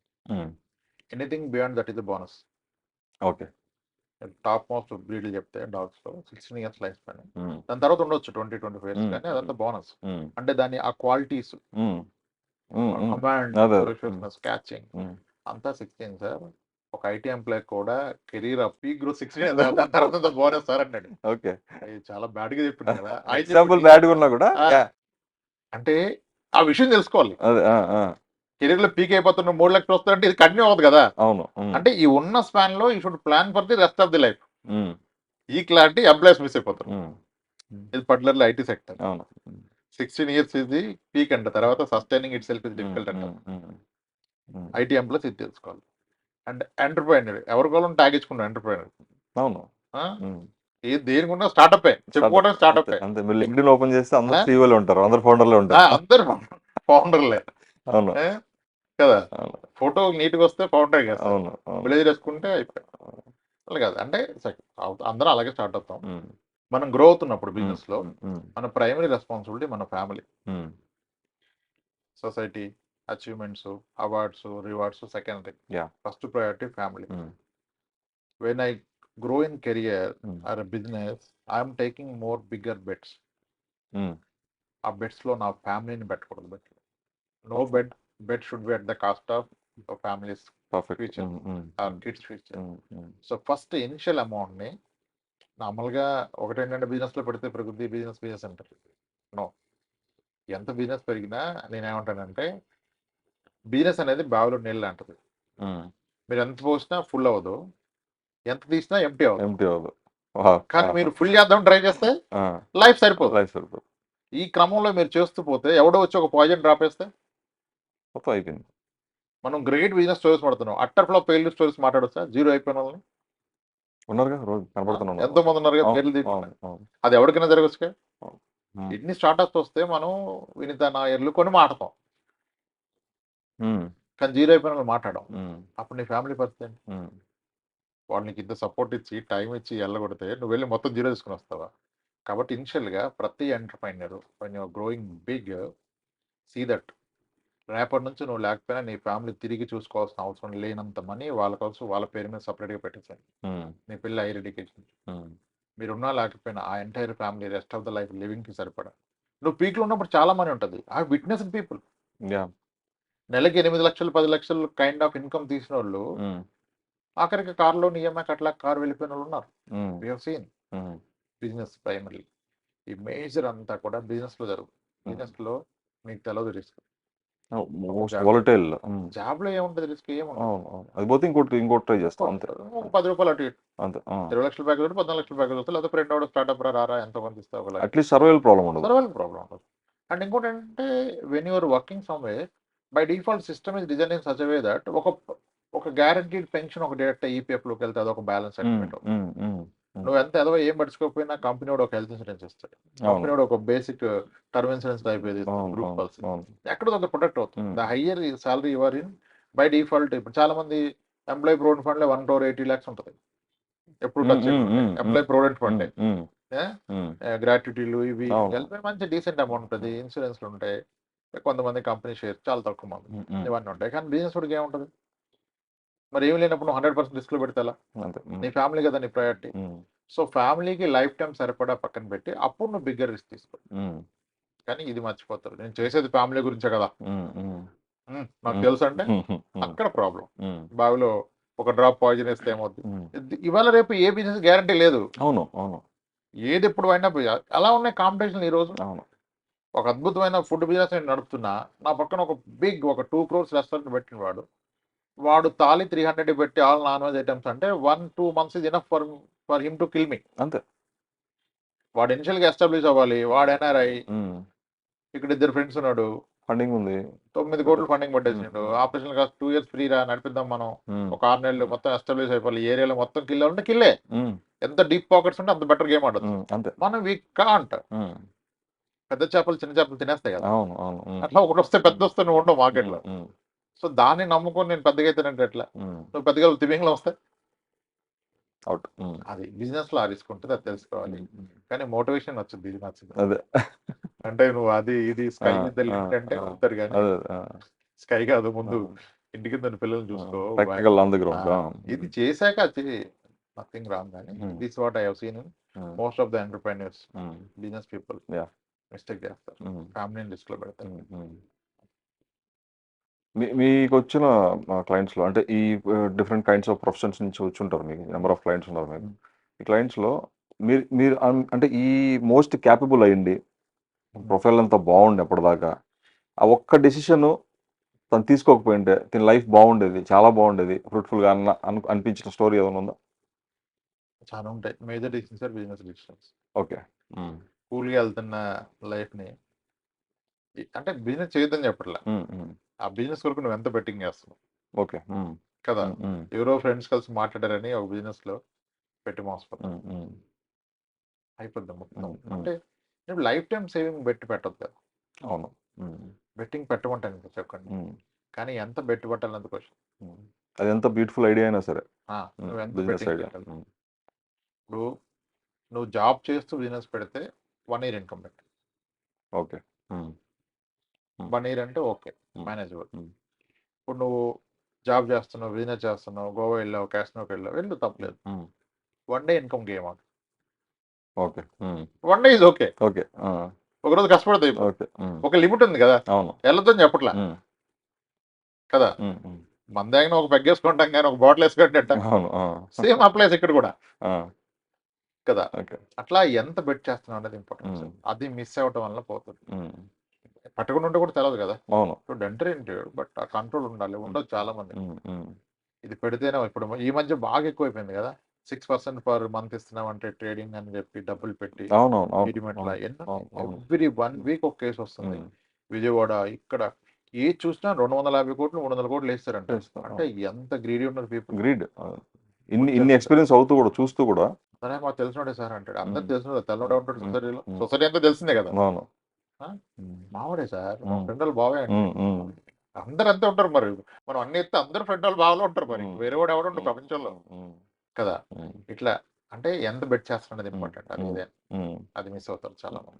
సార్ ఒక మిడిల్ క్లాస్ ఫ్యామిలీకి మోస్ట్ కన్సర్నింగ్ ఇష్యూ ఏదైనా ఉందంటే కిడ్స్ ఎడ్యుకేషన్ ఇప్పుడు అంటే చాలా హ్యూజ్ ఎడ్యుకేషన్ ఎక్స్పెన్సెస్ అనమాట. ఇప్పుడు ఒక స్కూల్లో పిల్లల్ని వేయాలంటేనే మినిమం ఒక 1 lakh 2 lakhs లేనిదే ఒక బేసిక్ కిండర్ గార్డెన్ కూడా పంపించలేని పరిస్థితి. సో ఈ ఫైనాన్షియల్ ప్లానింగ్ అంతా పక్కన పెడితే ఇది మేజర్ ప్లానింగ్కి అంటే మిడిల్ క్లాస్ ఎట్లా అంటే ఎట్లా ప్లాన్ చేసుకోవాలి? అసలు ఇంత కట్టగలరా? కంప్లీట్గా మొత్తం అంతా వాళ్ళ డెట్స్లోకి వెళ్ళిపోవడం కానీ ఫైనాన్షియల్ మొత్తం డిస్టర్బ్ అవుతాం. అసలు మిడిల్ క్లాస్ ఫస్ట్ ఆఫ్ విషయం తెలుసుకోవాలి ఏంటంటే, ఒక మిడిల్ క్లాస్ ఉన్న biggest opportunity overcome that middle class is education. Kids education. Okay. ఎవరిదైనా కిడ్స్ అయినా విడిదైనా. సెల్ఫ్ ఎడ్యుకేషన్ అయినా. ఓకే. అయితే మనకేంటంటే ఇది ఒక వెరీ ట్రెండింగ్ టాపిక్. అంటే మనకి ఎక్కడో సాటిస్ఫైయింగ్ ఉంటుంది మాట్లాడుకుంటూ. ఒక ముగ్గురం కూర్చొని అరే నా ఎంసీఏకి 26,000 రా మామ నాకు గుర్తుంది. ఇప్పుడు మా వాడిని మొన్న 80,000 కట్టాను అంటాడు. అందరు ఇంకా క్లాస్ పడిపోతే వీడికి అవునరా అవునరా అవునరా అంటాడు. అంటే మన ఆనందం కోసం సెల్ఫ్ సాటిస్ఫాక్షన్ వరకు మాడుకుంటాం. ఓకే. సో ఇది బాగుంటుంది. మనం కూడా అలా చెప్తే బాగా వస్తామేమో కానీ ఇప్పుడు అవును నీ ఎంసీఏకి 26,000 ఫీజు కట్టావు పర్ ఇయర్. అప్పుడు మీ ఫాదర్ సాలరీ ఎంత? నెలకు 10,000 ఉంది కానీ అంతే. ఇప్పుడు నీ సాలరీ ఎంత? 1,00,000. మరి 10 టైమ్స్ పెరిగింది. పెరిగింది. మరి ఇది 10 టైమ్స్ పెరగాలి కదా. ఆబ్వియస్గా పెరుగుద్ది. అంతే. ఇప్పుడు మన కంట్రోల్ ఉందా? లేదు కదా. ఒక వ్యక్తి లైఫ్ స్పాన్లో అతను పెట్టే ఇన్వెస్ట్మెంట్స్లో గ్యారంటీడ్ మల్టీబ్యాగర్ ఏదైనా ఉందంటే అది ఎడ్యుకేషన్. అది ఇచ్చినట్టు ఇంకేది ఇయ్యదు కదా. అయితే పాత రోజులు వెళ్ళిపోయినాయి. పిల్లలు టాలెంట్ ఉంటే సెట్ అవుతారు అనేది. ఇవాళ రేపు పిల్లలు టాలెంట్ ఉంటే సెట్ అవుతారు అయ్యేది ఎంతవరకు నిజమో అది 10% అయితే 90% పేరెంట్స్ దగ్గర ప్లానింగ్ ఉంటే వాళ్ళు సెట్ అవుతారు. ఓకే. పేరెంట్స్ ప్లానింగే. చదివాడు ఎక్కడన్నా చదువుతారంటే చదువుడు తల్లిదండ్రులు లేకపోతే చదువుతాడు అంతే. యాజ్ ఎ ఫాదర్గా మదర్గా మన రెస్పాన్సిబిలిటీ ఏంటి? వాడిని వృద్ధిలోకి తేవటం. ఇప్పుడు వృద్ధిలోకి తేవాలంటే ఇది ఏమైపోయిందంటే ఎడ్యుకేషన్ సిస్టము డబ్బు ఉంటేనే రిజల్ట్ బెటర్గా ఉంటుంది. లేకపోతే ఉండట్లా. Practically equal skill set, equal score, equal EAMCET, equal intermediate score వచ్చిన ఇద్దరులో ఒకరిని వాళ్ళ ఫాదర్ లోకల్ నార్మల్ ఇంజనీరింగ్ కాలేజీలో ఇయర్లీ 80,000 జాయిన్ చేసి, ఒక ఫాదరు ఇంటి పక్కన ఉన్న స్థలం అమ్మేసి ఇయర్లీ 8 lakhs 10 lakhs పెట్టి ఒక టాప్ మోస్ట్ యూనివర్సిటీకి మేనేజ్మెంట్ కోటాలో పంపిస్తాయి. ఏ బెంగళూరులో ఆర్వి కాలేజ్ అని నేను ఒక చెప్తాను. RV college 70 lakhs management quota fees అని వెబ్సైట్లో తీసి చూపిస్తున్నాను. నాకు అఫీషియల్ వెబ్సైట్లో కంప్యూటర్ సైన్స్కి ఇయర్లీ ఫస్ట్ ఇయర్ 30, తర్వాత మొత్తం మీద 70 lakhs ఉంది. డేటా సైన్స్లో 50 lakhs అలా ఉంది. కానీ ఎందుకు సార్ అంత ఎక్కువ ఫీజు అంటే బాగుంది సార్ అక్కడ ప్లేస్మెంట్స్ జెన్యున్ ప్లేస్మెంట్స్ మేనేజ్ చేస్తారు వేరే దగ్గర. అంటే ఒక ప్రీమియర్ ఇన్స్టిట్యూట్కి వెళ్తే ఆ ఇన్స్టిట్యూట్ ఇప్పిస్తుంది యాక్చువల్గా ప్లేస్మెంట్స్. ఇద్దరు సేమ్ స్కిల్లే కదా. ఈ రెండు కంపేర్ చేసినప్పుడు మరి ఇక్కడ ఇద్దరు సేమ్ స్కిల్ ఉన్నప్పుడు ఈయనేమో ఈ కాలేజీలో చేస్తే ఇక్కడ ఆగిపోయిండు. క్యాంపస్ ప్లేస్మెంట్స్ లేవు, ఉన్నారా అక్కడ ప్లేస్మెంట్ వచ్చిందంటే ఇప్పుడు మనం క్రియేట్ ఎవరికి ఇవ్వాలా? కాలేజ్కి ఇవ్వాలి. దానికంటే ముందు వాళ్ళ పేరెంట్కి ఇవ్వాలి. ప్లాన్ చేశాను. ఇప్పుడు ఎలా అయిపోయిందంటే టాప్ ఇన్స్టిట్యూట్స్లో ఈ మెజారిటీ ఆఫ్ ప్లేస్మెంట్ అనే పేరు తెచ్చుకోవడం కొరకు వాళ్ళు రిక్రూట్మెంట్స్ మేనేజ్ చేస్తారు to an extent. Okay. Not to the complete extent. ఇప్పుడు పేరు పడిపోతుంది రోజు రోజుకి ఒక కాలేజ్ది. ఒకప్పుడు 100% ప్లేస్మెంట్, ఇప్పుడు 50% ప్లేస్మెంట్ వచ్చింది. ఓకే. ఇయర్ 30% వచ్చింది ప్లేస్మెంట్. ఎగ్జాంపుల్ చెప్తాను, ఇది జరిగినవే చెప్తున్నా, మనం ఎవరిని నేమ్చుకోండి. ఓకే. 30% ప్లేస్మెంట్ వచ్చింది. ఇప్పుడు నాకు కాంపిటేటివ్ కాలేజ్ 50% వచ్చింది. మరి ఈ విషయం బయటకు వెళ్తే నాకు ఎవరు నెక్స్ట్ ఇయర్ అడ్మిషన్ దారిపోతే నాకు చాలా లాస్ కదా. అప్పుడు ఈయన ఏం చేస్తారంటే 30% ప్లేస్మెంట్ వస్తే ఇంకో 30% పిల్లలకి ఎలాగైనా ప్లేస్మెంట్ చేయాలని వీడియో కొన్ని ఇన్స్టిట్యూట్స్ ఫోన్ చేస్తాడు మేనేజ్మెంట్. ఓకే. చిన్న చిన్న ఇన్స్టిట్యూట్స్ ఫోన్ చేసి ఇలా మా దగ్గర ఫ్రెషర్స్ ఉన్నారు, ఒక 40 members ఆఫర్ లెటర్ ఇవ్వండి అంటాడు. ఆడు ఎందుకు ఇస్తాడు? నువ్వెవరు చెప్పడానికి? నేను ఇంటర్వ్యూ చేసి కదా ఇవన్నీ నడవదురా బాబు, వీళ్ళందరికీ ఒక 4 లక్షలు 5 లక్షలు ఇచ్చేసి నేను మనిషికి 6 లక్షలు ఇస్తా అంటాడు. ఓకే. అంటే నువ్వు 1 yearలో కలిపి 5 లక్షల ప్యాకేజీ, నువ్వు ఆఫర్ లెటర్ ఇవ్వగానే నాకు 6 లక్షలు ఇస్తాను. నీకేంటి నొప్పి? 1 year రిసోర్స్ ఫ్రీగా దొరుకుతుంది. 1 year తర్వాత నువ్వు జాబ్ తీసేస్తే వాడు వచ్చి కూర్చుంటాడు ఆ కాలేజీలో? అడగడు కదా. అడగడు కదా. నాకు పేరు వస్తుంది. నేను ఎలాగో ఫీ 20 లక్షలు తీసుకున్నా 600 మంది స్టూడెంట్స్ మీద. ఇప్పుడు ఒక 50 మందికి పడితే నాకు పోయేదే ఉంది. ఈ స్టూడెంట్ ఒక 1 year ఫీ బ్యాక్ ఇస్తున్నా. అలా కూడా నడుస్తుంది. అంటే అట్లీస్ట్ వాడికి ఒక అంటే వాడు క్యాపబుల్ కాదు, ఇన్స్టిట్యూట్ కూడా ట్యూన్ చేయలేకపోయింది, అయినా సరే వాడికి ఒక ఆపర్చునిటీ వస్తుంది. ఆపర్చునిటీ వస్తుంది, 1 ఇయర్ 1 ఇయర్ ఎక్స్పీరియన్స్ సెట్ అవుతాడు, 80% సెట్ అవుతాడు, యా 20% అవడు. అంటే ఇన్స్టిట్యూట్ వల్ల కదా ఆపర్చునిటీ వస్తుంది. అదే యాజ్ ఎ పేరెంట్ నేను ఒక కంపెనీకి ఫోన్ అరే నేను 10 lakhs ఇస్తా, మా అబ్బాయికి 8 lakhs ఇవ్వమంటే తీసుకుంటాడా? ఎవడు ఎవడు కానీ ఇన్స్టిట్యూట్ చేస్తే మేనేజ్ ఆ రిక్రూట్మెంట్ టీమ్ ని మేనేజ్ చేస్తారు, హెచ్ఆర్ ని మేనేజ్ చేస్తారు, ప్యాకేజీలు మేనేజ్. గట్టిగా మాడితే కొన్ని ఇంజనీరింగ్ కాలేజీలో 1 కోటి రూపాయలు ప్యాకేజ్ ఇప్పిస్తాయి. ఓకే ఆడికి 30 వస్తే మాట్లాడి ఆడికి 1 crore ఇప్పించి ఆ 1 crore ని 1 crore వచ్చిందని ఒక 2 కోట్లు పెట్టి ప్రమోట్ చేస్తారు. అవును, దాని ప్రమోషన్ 2 కోట్లు 5 కోట్లు ఖర్చు పెడతాయి. Media management, poor family, middle class family నుంచి ఒక 1 CR ప్యాకేజ్ వచ్చిందని. అవును, ఎందుకు మన 1 crore చూసి ఎంతమంది వెళ్తారు? అవును, మీరు ఆ ఇన్స్టిట్యూట్ యావరేజ్ ప్యాకేజ్ అంతా చూడాలి, ప్లేస్మెంట్ పర్సెంటేజ్ చూడకుండా 1 కోటి రూపాయలు వచ్చిందంటే వస్తాడా? టాప్ 1 లో అసలు ఎప్పుడు ఉండలేక, టాప్ 1 లో ఒకడు ఉంటాడు కదా. అంతే. Aiming top 1 it self is wrong academics లో, కదా. So education comes with a cost. అలా అని ఇది బేర్ చేయలేనంత కాస్ట్ కాదు. జనాలు అర్థం చేసుకోవాల్సిన విషయం ఏంటంటే ఇప్పుడే ఇంత ఉంటే అప్పుడు ఎంత ఉంటుంది అంటారు. ఇప్పుడు ఎగ్జాంపుల్ తీసుకుందాం, 5 years కిడ్ ఒక అతను ఉన్నాడు అనుకోండి, ఒక్కడే కొడుకున్నాడు. నిద్రపోయినా లేచినా కొడుకు కొడుకు కొడుకు లేదా కూతురు ఒకరే కదా. 3 months అది ఆబ్వియస్ గా అది అయిపోద్ది లైఫ్. సో ఇలా హైయర్ ఎడ్యుకేషన్ భయం, తలుసుకుంటే భయం వేస్తుంది సార్, ఎంత అయిపోద్ది, ఎందుకు నీకు టెన్షన్ అంటే ఎక్కడ సార్, మొన్న మా వదినాల కజిన్ ఒక ఆయన ఉంటాడు సార్, వాళ్ళ పాపని జాయిన్ చేస్తే 30 లక్షలు ఫీజు అంట సార్ 4 years కి.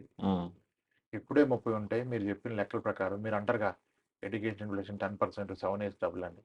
మామూలు ఎడ్యుకేషన్ ఇంకా 13 ఏళ్ళు ఉంది కదా సార్, అంటే 2 సార్లు డబుల్ అయిపోద్దా? 30 నుంచి 60 మళ్ళీ డబుల్ అయితే 120 అయిపోద్దా? 1,20,00,000 అంటే ఏంటి సార్? 1,20,00,000 కదా. అదేంటి సార్ 1,20,00,000 అంటే చిన్న విషయం. అది ఆ రోజు 1,20,00,000, ఈ రోజు 1,20,00,000 కాదు కదా. నువ్వు ఎందుకంత బెంగ పెట్టుకుంటావు?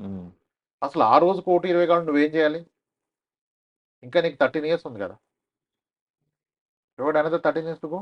Plenty of time. నెలకు ఒక 30,000 ఎస్ఐపి పడిస్తే అయిపోద్ది mostly. 30,000 SIP will take you there, conservative calculation. దానికి ఏం చేయాలి? దానికి ఏం చేయాలి?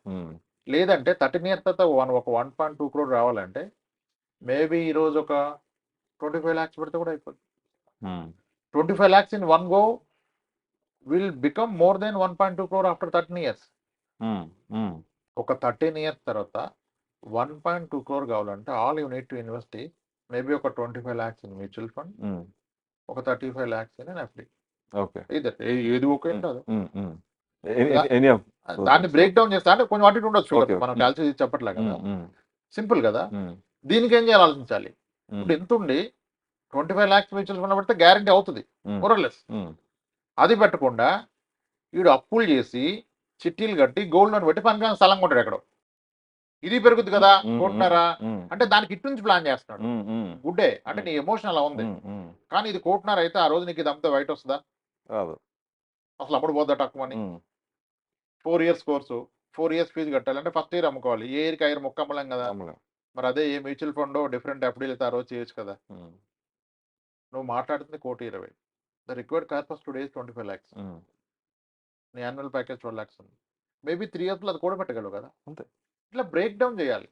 మనం నెంబర్ని చూసి గుండెలు బాదుకుంటే అవదు. ప్లాన్ ఏంటి? ఫస్ట్ ఇల్లాజిక్ పెరిగిన మాట నిజం, ప్రపోర్షనట్ గానే పెరిగి అది ఒప్పుకోండి, ఇది నచ్చదు ఎవరికి. ఇప్పుడు మన ఫాదర్ శాలరీ 10,000 ఉండి మన శాలరీ 2 లక్షలు అయితే 20 రెట్లు పెరిగింది కదా. మరి మన ఎడ్యుకేషన్ కాస్ట్ ఆ టైంలో ఉన్నది కూడా పెరగాలి కదా. అసలు ఎవరో ఊహించావా ఈ జీతాలు? అవును అవును, ఈ ఎక్స్పెన్సెస్ కూడా ఊహించలేదు. అన్ని ఇంటర్లింక్డ్, ఇన్ఫ్లేషన్. సో మీరు ప్లాన్ అవుట్ చేస్తే అంత పానిక్ కావాల్సిన లేదు. ఇప్పుడు ఏమైందంటే చేయగలం, ఏదైనా చేస్తాం పిల్లల గురించి. కానీ ఆ చేసే క్రమంలో నువ్వు ఎప్పుడు దాని గురించే బాధపడి బెంగ పెట్టుకుంటే ఆ సబ్ కాన్షియస్ తిరిగి తిరిగి అది డయాబెటీస్ కింద, బీపీ కింద కన్వర్ట్ అయ్యింది. నువ్వు చేయగలిగి కూడా చేస్తూ కూడా ఎందుకు అంత టెన్షన్ తీసుకున్నావు దాని గురించి? ఒక్కొక్క సింగిల్ షాట్ లో కొట్టేసి ఒక్కొక్క గోల్ ని కరెక్ట్ గా కూర్చొని డిస్కస్ చేస్తే ప్రాపర్ ప్లాన్. పీపుల్ కి బిగ్గెస్ట్ థింగ్ ఏంటంటే ఫ్యూచర్ గురించి బెంగ పెట్టుకొని ఈ రోజు కూడా లైఫ్ లేకుండా చేసుకోవాలి. సో సింప్లిఫై చేయాలి ఫైనాన్షియల్ ప్లాన్ ని. We should not complicate. ఇప్పుడు ఒక వ్యక్తి ఉన్నాడు, ఐటీ ఎంప్లాయ్, 1,80,000 జీతం వస్తుంది, ఆఫీసులో టెన్షన్ అయిపోతుంది, 2 పిల్లలు, జాబ్ పోద్ది అంటున్నారు, ఉంటుంది అంటున్నారు, పీకేస్తా అంటారు. ఓకేనంట, ఓకే పీకేస్తాడు. పోద్ది అనుకో రేపు, పోయేదని ఆపలేం, పోయిందని లైఫ్ అయిపోద్ది. ఓకే, ఆపేస్తే అసలు ఇప్పటిదాకా నువ్వు 14 ఏళ్ళు పనిచేసావుగా, నీ దగ్గర ఎంత ఉంది? ఉమ్, ఇంటి మీద లోన్ ఇంకా 30 లక్షలు ఉంది, ఉమ్, ఒక స్థలం కొన్నా, ఉమ్, గోల్డ్ కొన్నా అంటే ఉమ్, ఉమ్, ఇవన్నీ ఊడిస్తే ఎంత వస్తుంది ఉమ్, సార్? లోన్ పోగా ఇల్లు అమ్మితే 90 లక్షలు, స్థలం 30 లక్షలు కానీ ఊడుకోండి సార్, ఒక 20, ఒక కోటి రూపాయలు వస్తుందా? వస్తుంది సార్, బంగారం కాకుండా కోటి రూపాయలు. కోటి రూపాయలు ఉంటే can't but scenario, I'm not ఇది చేయమని చెప్పట్లేదు. ఓకే ఓకే ఇక అన్ని పోయి ఇంక జాబ్ రాదంటే ఇది అమ్మేసి కోటి రూపాయలు వస్తాయి, మీ ఊరిపై స్టేట్ బ్యాంక్లో ఇచ్చేసి ఉమ్, ఆ నెలకు ఒక 65,000 70,000 ఇస్తాడు. ఉమ్, నీ సొంత ఊర్లో ఇంట్లో ఉంటే నీకు 60-70 ఇద్దా? ఉమ్, అవు. అయిపోయింది. ఎందుకు అంత టెన్షన్ ఉమ్, పడుతున్నావు? ఉమ్, ఉమ్, అయితే అక్కడ ఉమ్, ఉమ్, అంటే ఒక బ్యాకప్ ప్లాన్ పెట్టుకో, ఉమ్, ఉమ్, అది ఉన్న ధైర్యంతో ముందుకెళ్ళు. ఉమ్, ఓకే. ఉదయాన్నే లేస్తే నేను బెంగ పెట్టుకొని పోతే పోతే పోతే ఎక్కడ పోతున్నాయి? ఉమ్, పోతే పోనీయండి, ఏముంది? ఉమ్, ఇప్పుడు ఎన్నో సార్లు జాబులు పోయినాయి ఐటీ వాళ్ళు. పోతాయి పోతాయి. పోయిన 8 మంత్స్లో మళ్ళీ వస్తుంది. నీ రిపోర్టింగ్ బాస్ సేమ్ ప్రాజెక్ట్ పిలిచి సేమ్ సార్లు ఇస్తాడు. ఉమ్, ఎకనామిక్ సైకిల్స్ లో కొన్నిసార్లు ఉమ్, గ్లోబల్ అన్సర్టెనిటీ వల్ల పోతాయి. ఉమ్, బట్ కొంత కొంత వెరీ ఫ్యూ పీపుల్ ఫెయిల్ అవుతారు, ఆఫ్ సార్లీకి వెళ్ళిపోయి ఇంకా అక్కడ ఆగిపోతారు. Yeah. మోస్ట్ ఆఫ్ కేసులో వస్తాయి. ఉమ్, అది జరిగిన దాని గురించి ఎందుకు టెన్షన్ పెట్టుకోవాలి? ఉమ్, ఉన్న దాంట్లో plan is to simplify the life, not to complicate the life. Financial planning అందరూ కాంప్లికేట్ చేస్తున్నాం, yeah. దాన్ని సింప్లిఫై చేసుకోవాలి. ఉమ్, సో మనం బేసిక్ ప్లాన్ ఏం చెప్తాం? ఇన్సూరెన్స్లు తీసుకోండి, ప్రొడక్షన్ తీసుకోండి, హెల్త్ ఇన్సూరెన్స్లు, టర్మ్ ఇన్సూరెన్స్లు ఉమ్, కదా. ఉమ్, ఉమ్, ఫ్యూచర్ క్యాలిక్యులేషన్ కరెక్ట్గా చేసుకుని దానికి ఒక ప్లాన్ చేసుకొని చేసుకోండి. ఉమ్, చాలా ఎర్లీగా రిటైర్మెంట్ కూడా పెద్ద కష్టం కాదు. ఉమ్, అంటే ఈ బేసిక్స్ అర్థమైనప్పుడు నాకు ఉమ్, ఇంత చాలు, ఉమ్, అంత వచ్చే మార్గం పెట్టుకుంటే I'm retired, um, then still I work. కానీ ఇప్పుడు I'm working out of choice, not compulsion. Um, boss నన్ను తిడతాను, నేను తిడతాను కూడా చాయిస్ ఉంది నాకు. ఉమ్, ఉమ్, ఆవిడ గట్టిగా ఎక్కితే నేను కూడా తిడదాం, ఏముంది, రేపటి నుంచి అయితే బ్రతకగలం కదా. ఉమ్, ఆ ధైర్యంతో ఆఫీస్కి వెళ్తే ఉమ్, చాలా బాగా డీల్ చేయగలుగుతాం. yeah. అప్పుడు ఎర్లీ డయాబెటీస్లు, బీపీలు రావు, ఉమ్, స్ట్రెస్ లెవెల్స్ పెరిగిపోయి ఉమ్, స్ట్రోకులు ఉమ్, రావు. ఉమ్. మీరు ఇందాక మాట్లాడిన ఇన్సూరెన్స్ తెగ బెంగ పెట్టేసుకొని ఏమైపోద్దో రేపు ఏమైపోద్దో ఈ ఆలోచనలో చాలా మంది లైఫ్ లీడ్ చేస్తున్నా కూడా ఇక్కడ కామన్ పర్స్పెక్టివ్ సార్, మీరు మిడిల్ క్లాస్ పీపుల్ ఆలోచిస్తే ఒక బర్త్డే పార్టీకి 1,00,000 ఖర్చు పెట్టడానికి వెనకాడరు. పెళ్ళికి లక్షలు ఖర్చు పెట్టి ఏమంటే లైఫ్లో ఒకే ఈవెంట్ కదా, గ్రాండ్గా చేసుకోవాలన్న దీంట్లో లక్షలు అప్పు చేసి ఖర్చు పెట్టి అప్పు తీర్చడానికి మళ్ళీ జీవితం మొత్తం కష్టపడే వాళ్ళు ఉన్నారు. ఒక రూ. 1,00,000 బర్త్డే పార్టీకి పెట్టేవాళ్ళు ఒక 30,000 పెట్టి ఇన్సూరెన్స్ తీసుకోవడానికి వెనకాడతారు. సో అంటే ఈ ఈ ఈ దీన్ని ఎలా చూడొచ్చు మనం? Kind of middle class mentality అని చెప్తున్నాను నేను. అంటే జనరల్ చాలా మందికి మన అందరికి జరిగేది కూడా అది. Celebration is always right. Um, అది బర్త్డే అయినా మ్యారేజ్ అయినా ఖచ్చితంగా సెలబ్రేట్ చేసుకోవచ్చు ఉమ్, కదా. ఉమ్, అయితే మీరు అన్నట్టుగా అప్పు చేసి సెలబ్రేషన్ తప్పు. యా. ఉమ్. కొన్నిసార్లు తప్పనిసరి తప్పు చేసి కూడా చేస్తాం కానీ శక్తికి మించి చేస్తున్నారు. శక్తి మించి చేయడం తప్పు. ఉమ్. ఇప్పుడు ఫస్ట్ బర్త్డేగా చేయాలి, తర్వాత Obvious, నేను కోటి obvious. సంపాదించి రాదు అది మూమెంట్. ఫిఫ్త్ బర్త్డే చేస్తే గ్రాండ్ ఉండదు అవును. True, కదా. true. First birthday to be celebrated grandly and first birthday. Um, um. Okay, post phone చేస్తే ఇప్పుడు రేపు ఎవడో చేస్తాడు, అవును. ఆయన చూసి మనల్ని అడుగుతారు కదా, అడుగుతారు. ఆడ ఎలా చేసి చూసారా అంటే మళ్ళీ బాధ కదా. ఉమ్, చేయాలి కానీ ఎంత పెడుతున్నాం? ఉమ్, బర్త్డేలకి పెద్దగా ఏం పెట్టరు కానీ మ్యారేజ్లు సంథింగ్ అవును. అది కూడా పెట్టడం తప్ప. ఉమ్, ఇప్పుడు మీరు almost moving to 2 kids to 1 kid స్టేజ్కి వచ్చేసాం అవును. ఉమ్, కదా. ఉమ్, చాలా తక్కువ మంది సెకండ్ కిడ్, ఉమ్, ఉమ్, సింగిల్ కిడ్. ఉమ్. ఆ నీతో ఉండేది గట్టిగా అంటే స్కూల్ ఎడ్యుకేషన్ దాకా. అంతే. ఈ దీంట్లో కూడా మనం హాస్టల్ వేస్తే ఇంకా నీ దగ్గర ఉండదే లేదు అసలు, నీ లేదు. కొడుకనే కానీ నీ అంతే. కూతురేనే కానీ. అంతే. ఇక మ్యారేజ్ చేసినాక వాడు నీ దగ్గర రాడింది అని అర్థం ఉమ్, కదా. అంటే దట్ ఇస్ ది ఇక ఫైనల్ ఈవెంట్. ఉమ్, దాన్ని గ్రాండ్గా చేయడమే కరెక్ట్. అవును. అవకాశం ఉంటే డెస్టినేషన్ వెడ్డింగ్ కూడా వెళ్ళిపోవాలి. ఉమ్. కానీ ఇప్పటిదాకా సంపాదించిన దాంట్లో కొంత భాగం పెట్టి చేయాలి కానీ అప్పులు తెచ్చి ఫ్యూచర్లో వచ్చే మనీతో చేయొద్దు సెలబ్రేషన్. యా, అదే. ఉమ్, ఇప్పుడు నేనేమంటా అంటే, మీకు ఒక పిల్లలు ఉంటే మీ పూర్తి సంపాదనలో ఇప్పుడు దాకా నెట్వర్క్లో 10 కోట్లు ఆస్తుంటే గ్రాండ్గా చేయండి, 2 కోట్లు ఖర్చు పెట్టండి. ఓకే. 20%. 2 కోట్లు పెళ్లికి ఖర్చు పెట్టండి, 10 కోట్లు ఆస్తుంటే పోయేది ఏమీ లేదు. ఉమ్, ఎందుకంటే మీకు సరిపడా ఉంది కదా. అవును. ఈ 2 కోట్లు ఖర్చు పెట్టి చేస్తే వాడు రేపు ఇంటికి రాకపోయినా ఆడు పెళ్లి చేసామన్న ఫీలింగ్ గర్వంగా మీరు ఆ వీడియో క్యాసెట్లు చూసుకుంటూ బ్రతకవచ్చు. ఉమ్, ఈ పిల్లం వచ్చాక మనం మాట్లాంటాడా ఏంటా, ఉమ్, ఉమ్, అరే ఉమ్, బాబు పుడతారా, ఉమ్, వాడు పుట్టనిస్తాడా, ఉమ్, పుట్టనేడా, ఉమ్, ఆ డింక్ అవుతాడా, సింక్ అవుతాడా మనకు ఉమ్, తెలదు. ఉమ్, ఇదే కదా లాస్ట్ ఇన్సిడెంట్. అవును. ఇది గ్రాండ్గా చేయండి, ఉమ్, ఆ మెమరీస్ మీకు మిగిలిపోతుంది. ఉమ్, అదే ఇద్దరు పెళ్ళి ఉంటే మీకున్న నికర ఆస్తుల్లో 10% ఒకరికి 10% ఒకరికి పెట్టండి. ఓకే. ఉమ్, అసలు అవకాశం వదలద్దు, ఉమ్, గ్రాండ్గా చేసిండని చెప్తాం. ఉమ్, అప్పు చేసి చేయొద్దు, ఉమ్, దీనికంటూ ఒకటి పెట్టుకోవాలి. ఉమ్, ఇంత లిమిటెడ్ ఆ లిమిట్ లో గ్రాండ్ గా చేయండి మళ్ళీ మళ్ళీ చేసేది కాదు కదా. ఇప్పుడు అయితే అనుకోండి పెళ్ళి మళ్ళీ మళ్ళీ అయినా సెకండ్ టైం అవ్వకూడదుగా ఓకే కదా. సో పెట్టడంలో నథింగ్ రాంగ్, కానీ వేరే వాళ్ళని చూసి పెట్టద్దు. నువ్వెంత పెట్టగలవు అంత పెట్టు. వేరే వాళ్ళని కాపీ కొట్టి వాడికంటే గొప్పగా చేస్తానంటే తప్పు, నేను గొప్పగా చేస్తానంటే తప్పులేదు. వేరే వాడి కంటే గొప్పగా అన్నప్పుడు తప్పు వస్తుంది, తప్పు చేస్తాను. నాకున్న దాంట్లో గొప్పగా చేస్తానంటే తప్పలేదుగా. వేరే వాడి కంటే గొప్పగా చేయాలన్నప్పుడు మనకున్నది సరిపోదు, అక్కడ రాంగ్ వెళ్తాను. ఖర్చు పెట్టద్దు, దాచుకోండి, ఇన్వెస్ట్ చేయండి అంటే దాచుకొని ఇన్వెస్ట్ చేస్తే పెరుగుద్ది, కానీ ఈలోకి విడిపోతాయి ఏది ఉండదు. ఇప్పుడు చూడండి మన దగ్గర ఎట్లా ఉండదంటే కల్చరు, వాళ్ళు సిక్ అయ్యి సివియర్ ఇష్యూస్ ఏమైనా ఉంటాయి, హెల్త్ ఇష్యూస్, అరే ఉన్నప్పుడు పెళ్లి చేద్దాం అది చూస్తున్నాను. వాళ్ళకి ఆ మెమరీ ఉండాలి. మనకు ఈ మధ్య చూసారా కొంతమంది ఆ పెళ్లి వీడియోల్లో ఆల్రెడీ చనిపోయిన తండ్రిని తల్లిని ఆర్టిఫిషియల్ ఇంటెలిజెన్స్ త్రూ చేస్తేనే అంత హ్యాపీ, మరి వాడు ఉన్నప్పుడు చేసుకోరాడు, పోయినాక ఎందుకు కదా. కాబట్టి సెలబ్రేషన్స్ ఆర్ మస్ట్. వాడికి ఖర్చు పెట్టాలి, ఉన్నది ఖర్చు పెట్టాలి, లేనిది పెట్టకూడదు. వేరే వాళ్ళకన్నా గొప్పగా చేద్దామని ప్రయత్నిస్తే తప్పు. కల్చర్ లో ఉంది, should celebrate. First birthday grand చేసుకోండి, చదువు మ్యారేజ్ అద్భుతంగా చేసుకోండి.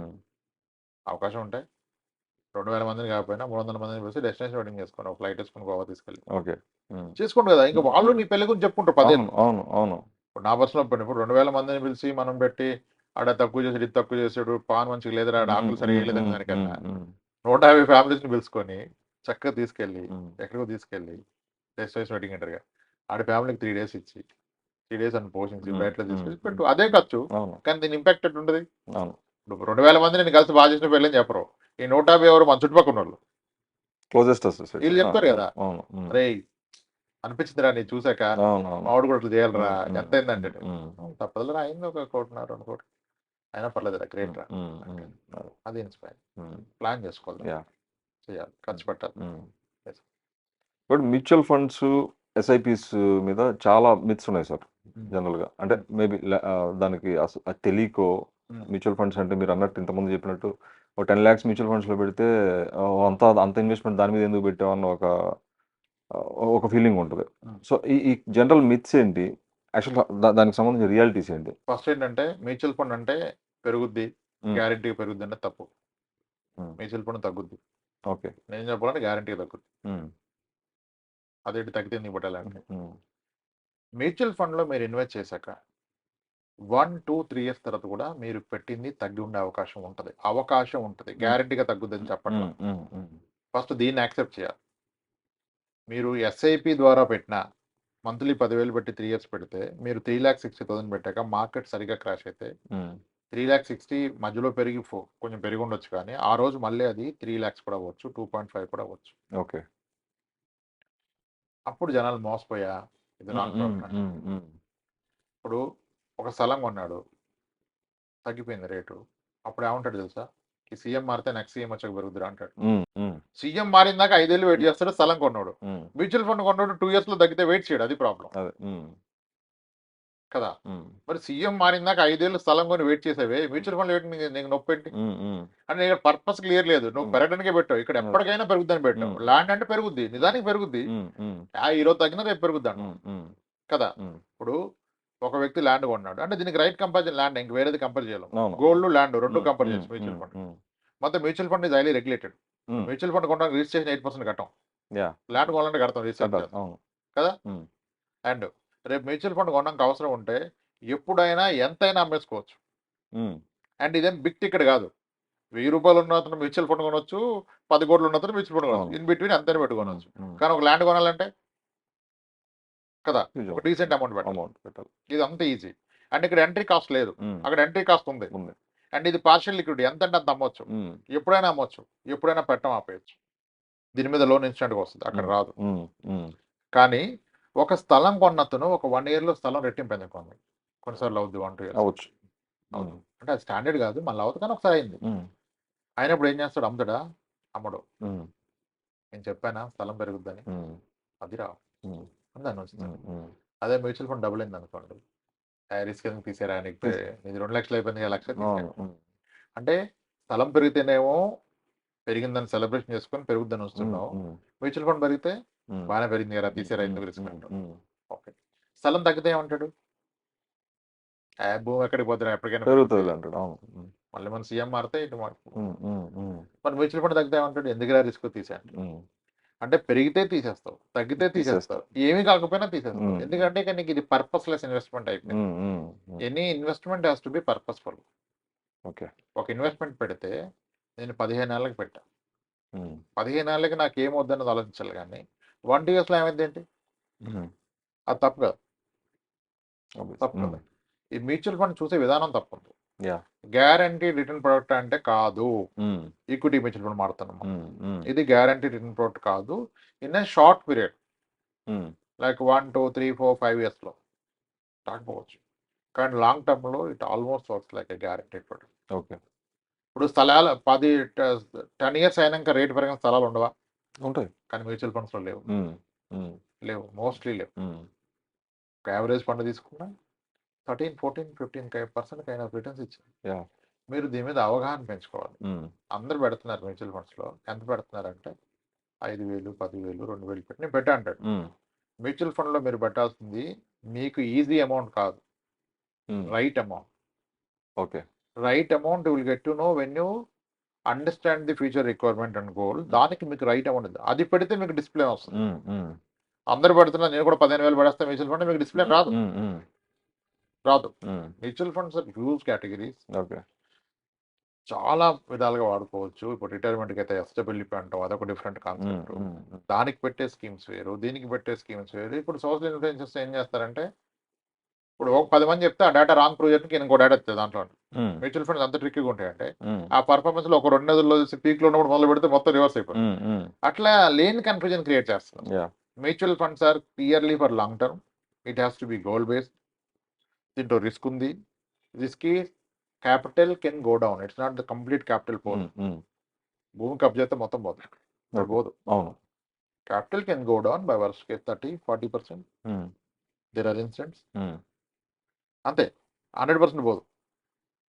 ఎందుకంటే డైవర్సిఫైడ్ కదా, ఒక స్టాక్ అవును, అయితే మొత్తం అవును, పోవచ్చు. అవును. ఆయన ఒక 40-50 స్టాక్లు పట్టుకుంటాడు కదా. ఉమ్, ఇది చాలా నీట్గా అర్థం చేసుకోవాలి. It's not 2 minutes 3 minutes subject కాదు. ఉమ్, ఉమ్, ఉమ్. ఒకవేళ మనం అర్థం చేసుకొని దాని మీద రీసెర్చ్ చేసి ఎన్ని కేటగిరీస్ ఉన్నాయి అన్ని తెలియదు నాకు, ఉమ్. అన్ని తెలియదు. ఎక్కడ అవును. తెలుసుకుంటాం? ఉమ్, కస్టమర్ అవసరాన్ని బట్టి ఇందుకు మీట్ అయ్యే కేటగిరీలో మళ్ళీ దాంట్లో డిఫరెంట్ సెలక్షన్ ప్రాసెస్. ఉమ్, మళ్ళీ అది ఎవరి స్టైల్ ఆడదే, నేను రైట్ నువ్వు రాంగ్ లేదు ఉమ్, ఉమ్, ఉమ్, కదా. ఉమ్, ఇప్పుడు డెఫినెట్గా నేను బిల్డ్ చేసిన మ్యూచువల్ ఫండ్ పోర్ట్ఫోలియో వేరే వ్యక్తి బిల్డ్ చేయకపోవచ్చు. ఉమ్, దట్ డజంట్ మీన్ నేను బెటర్ పోర్ట్ఫోలియో బిల్డ్ చేశాను కాదు. ఉమ్, ఉమ్. ఎవరి థాట్ ప్రాసెస్ వాళ్ళకు ఉంది అదే.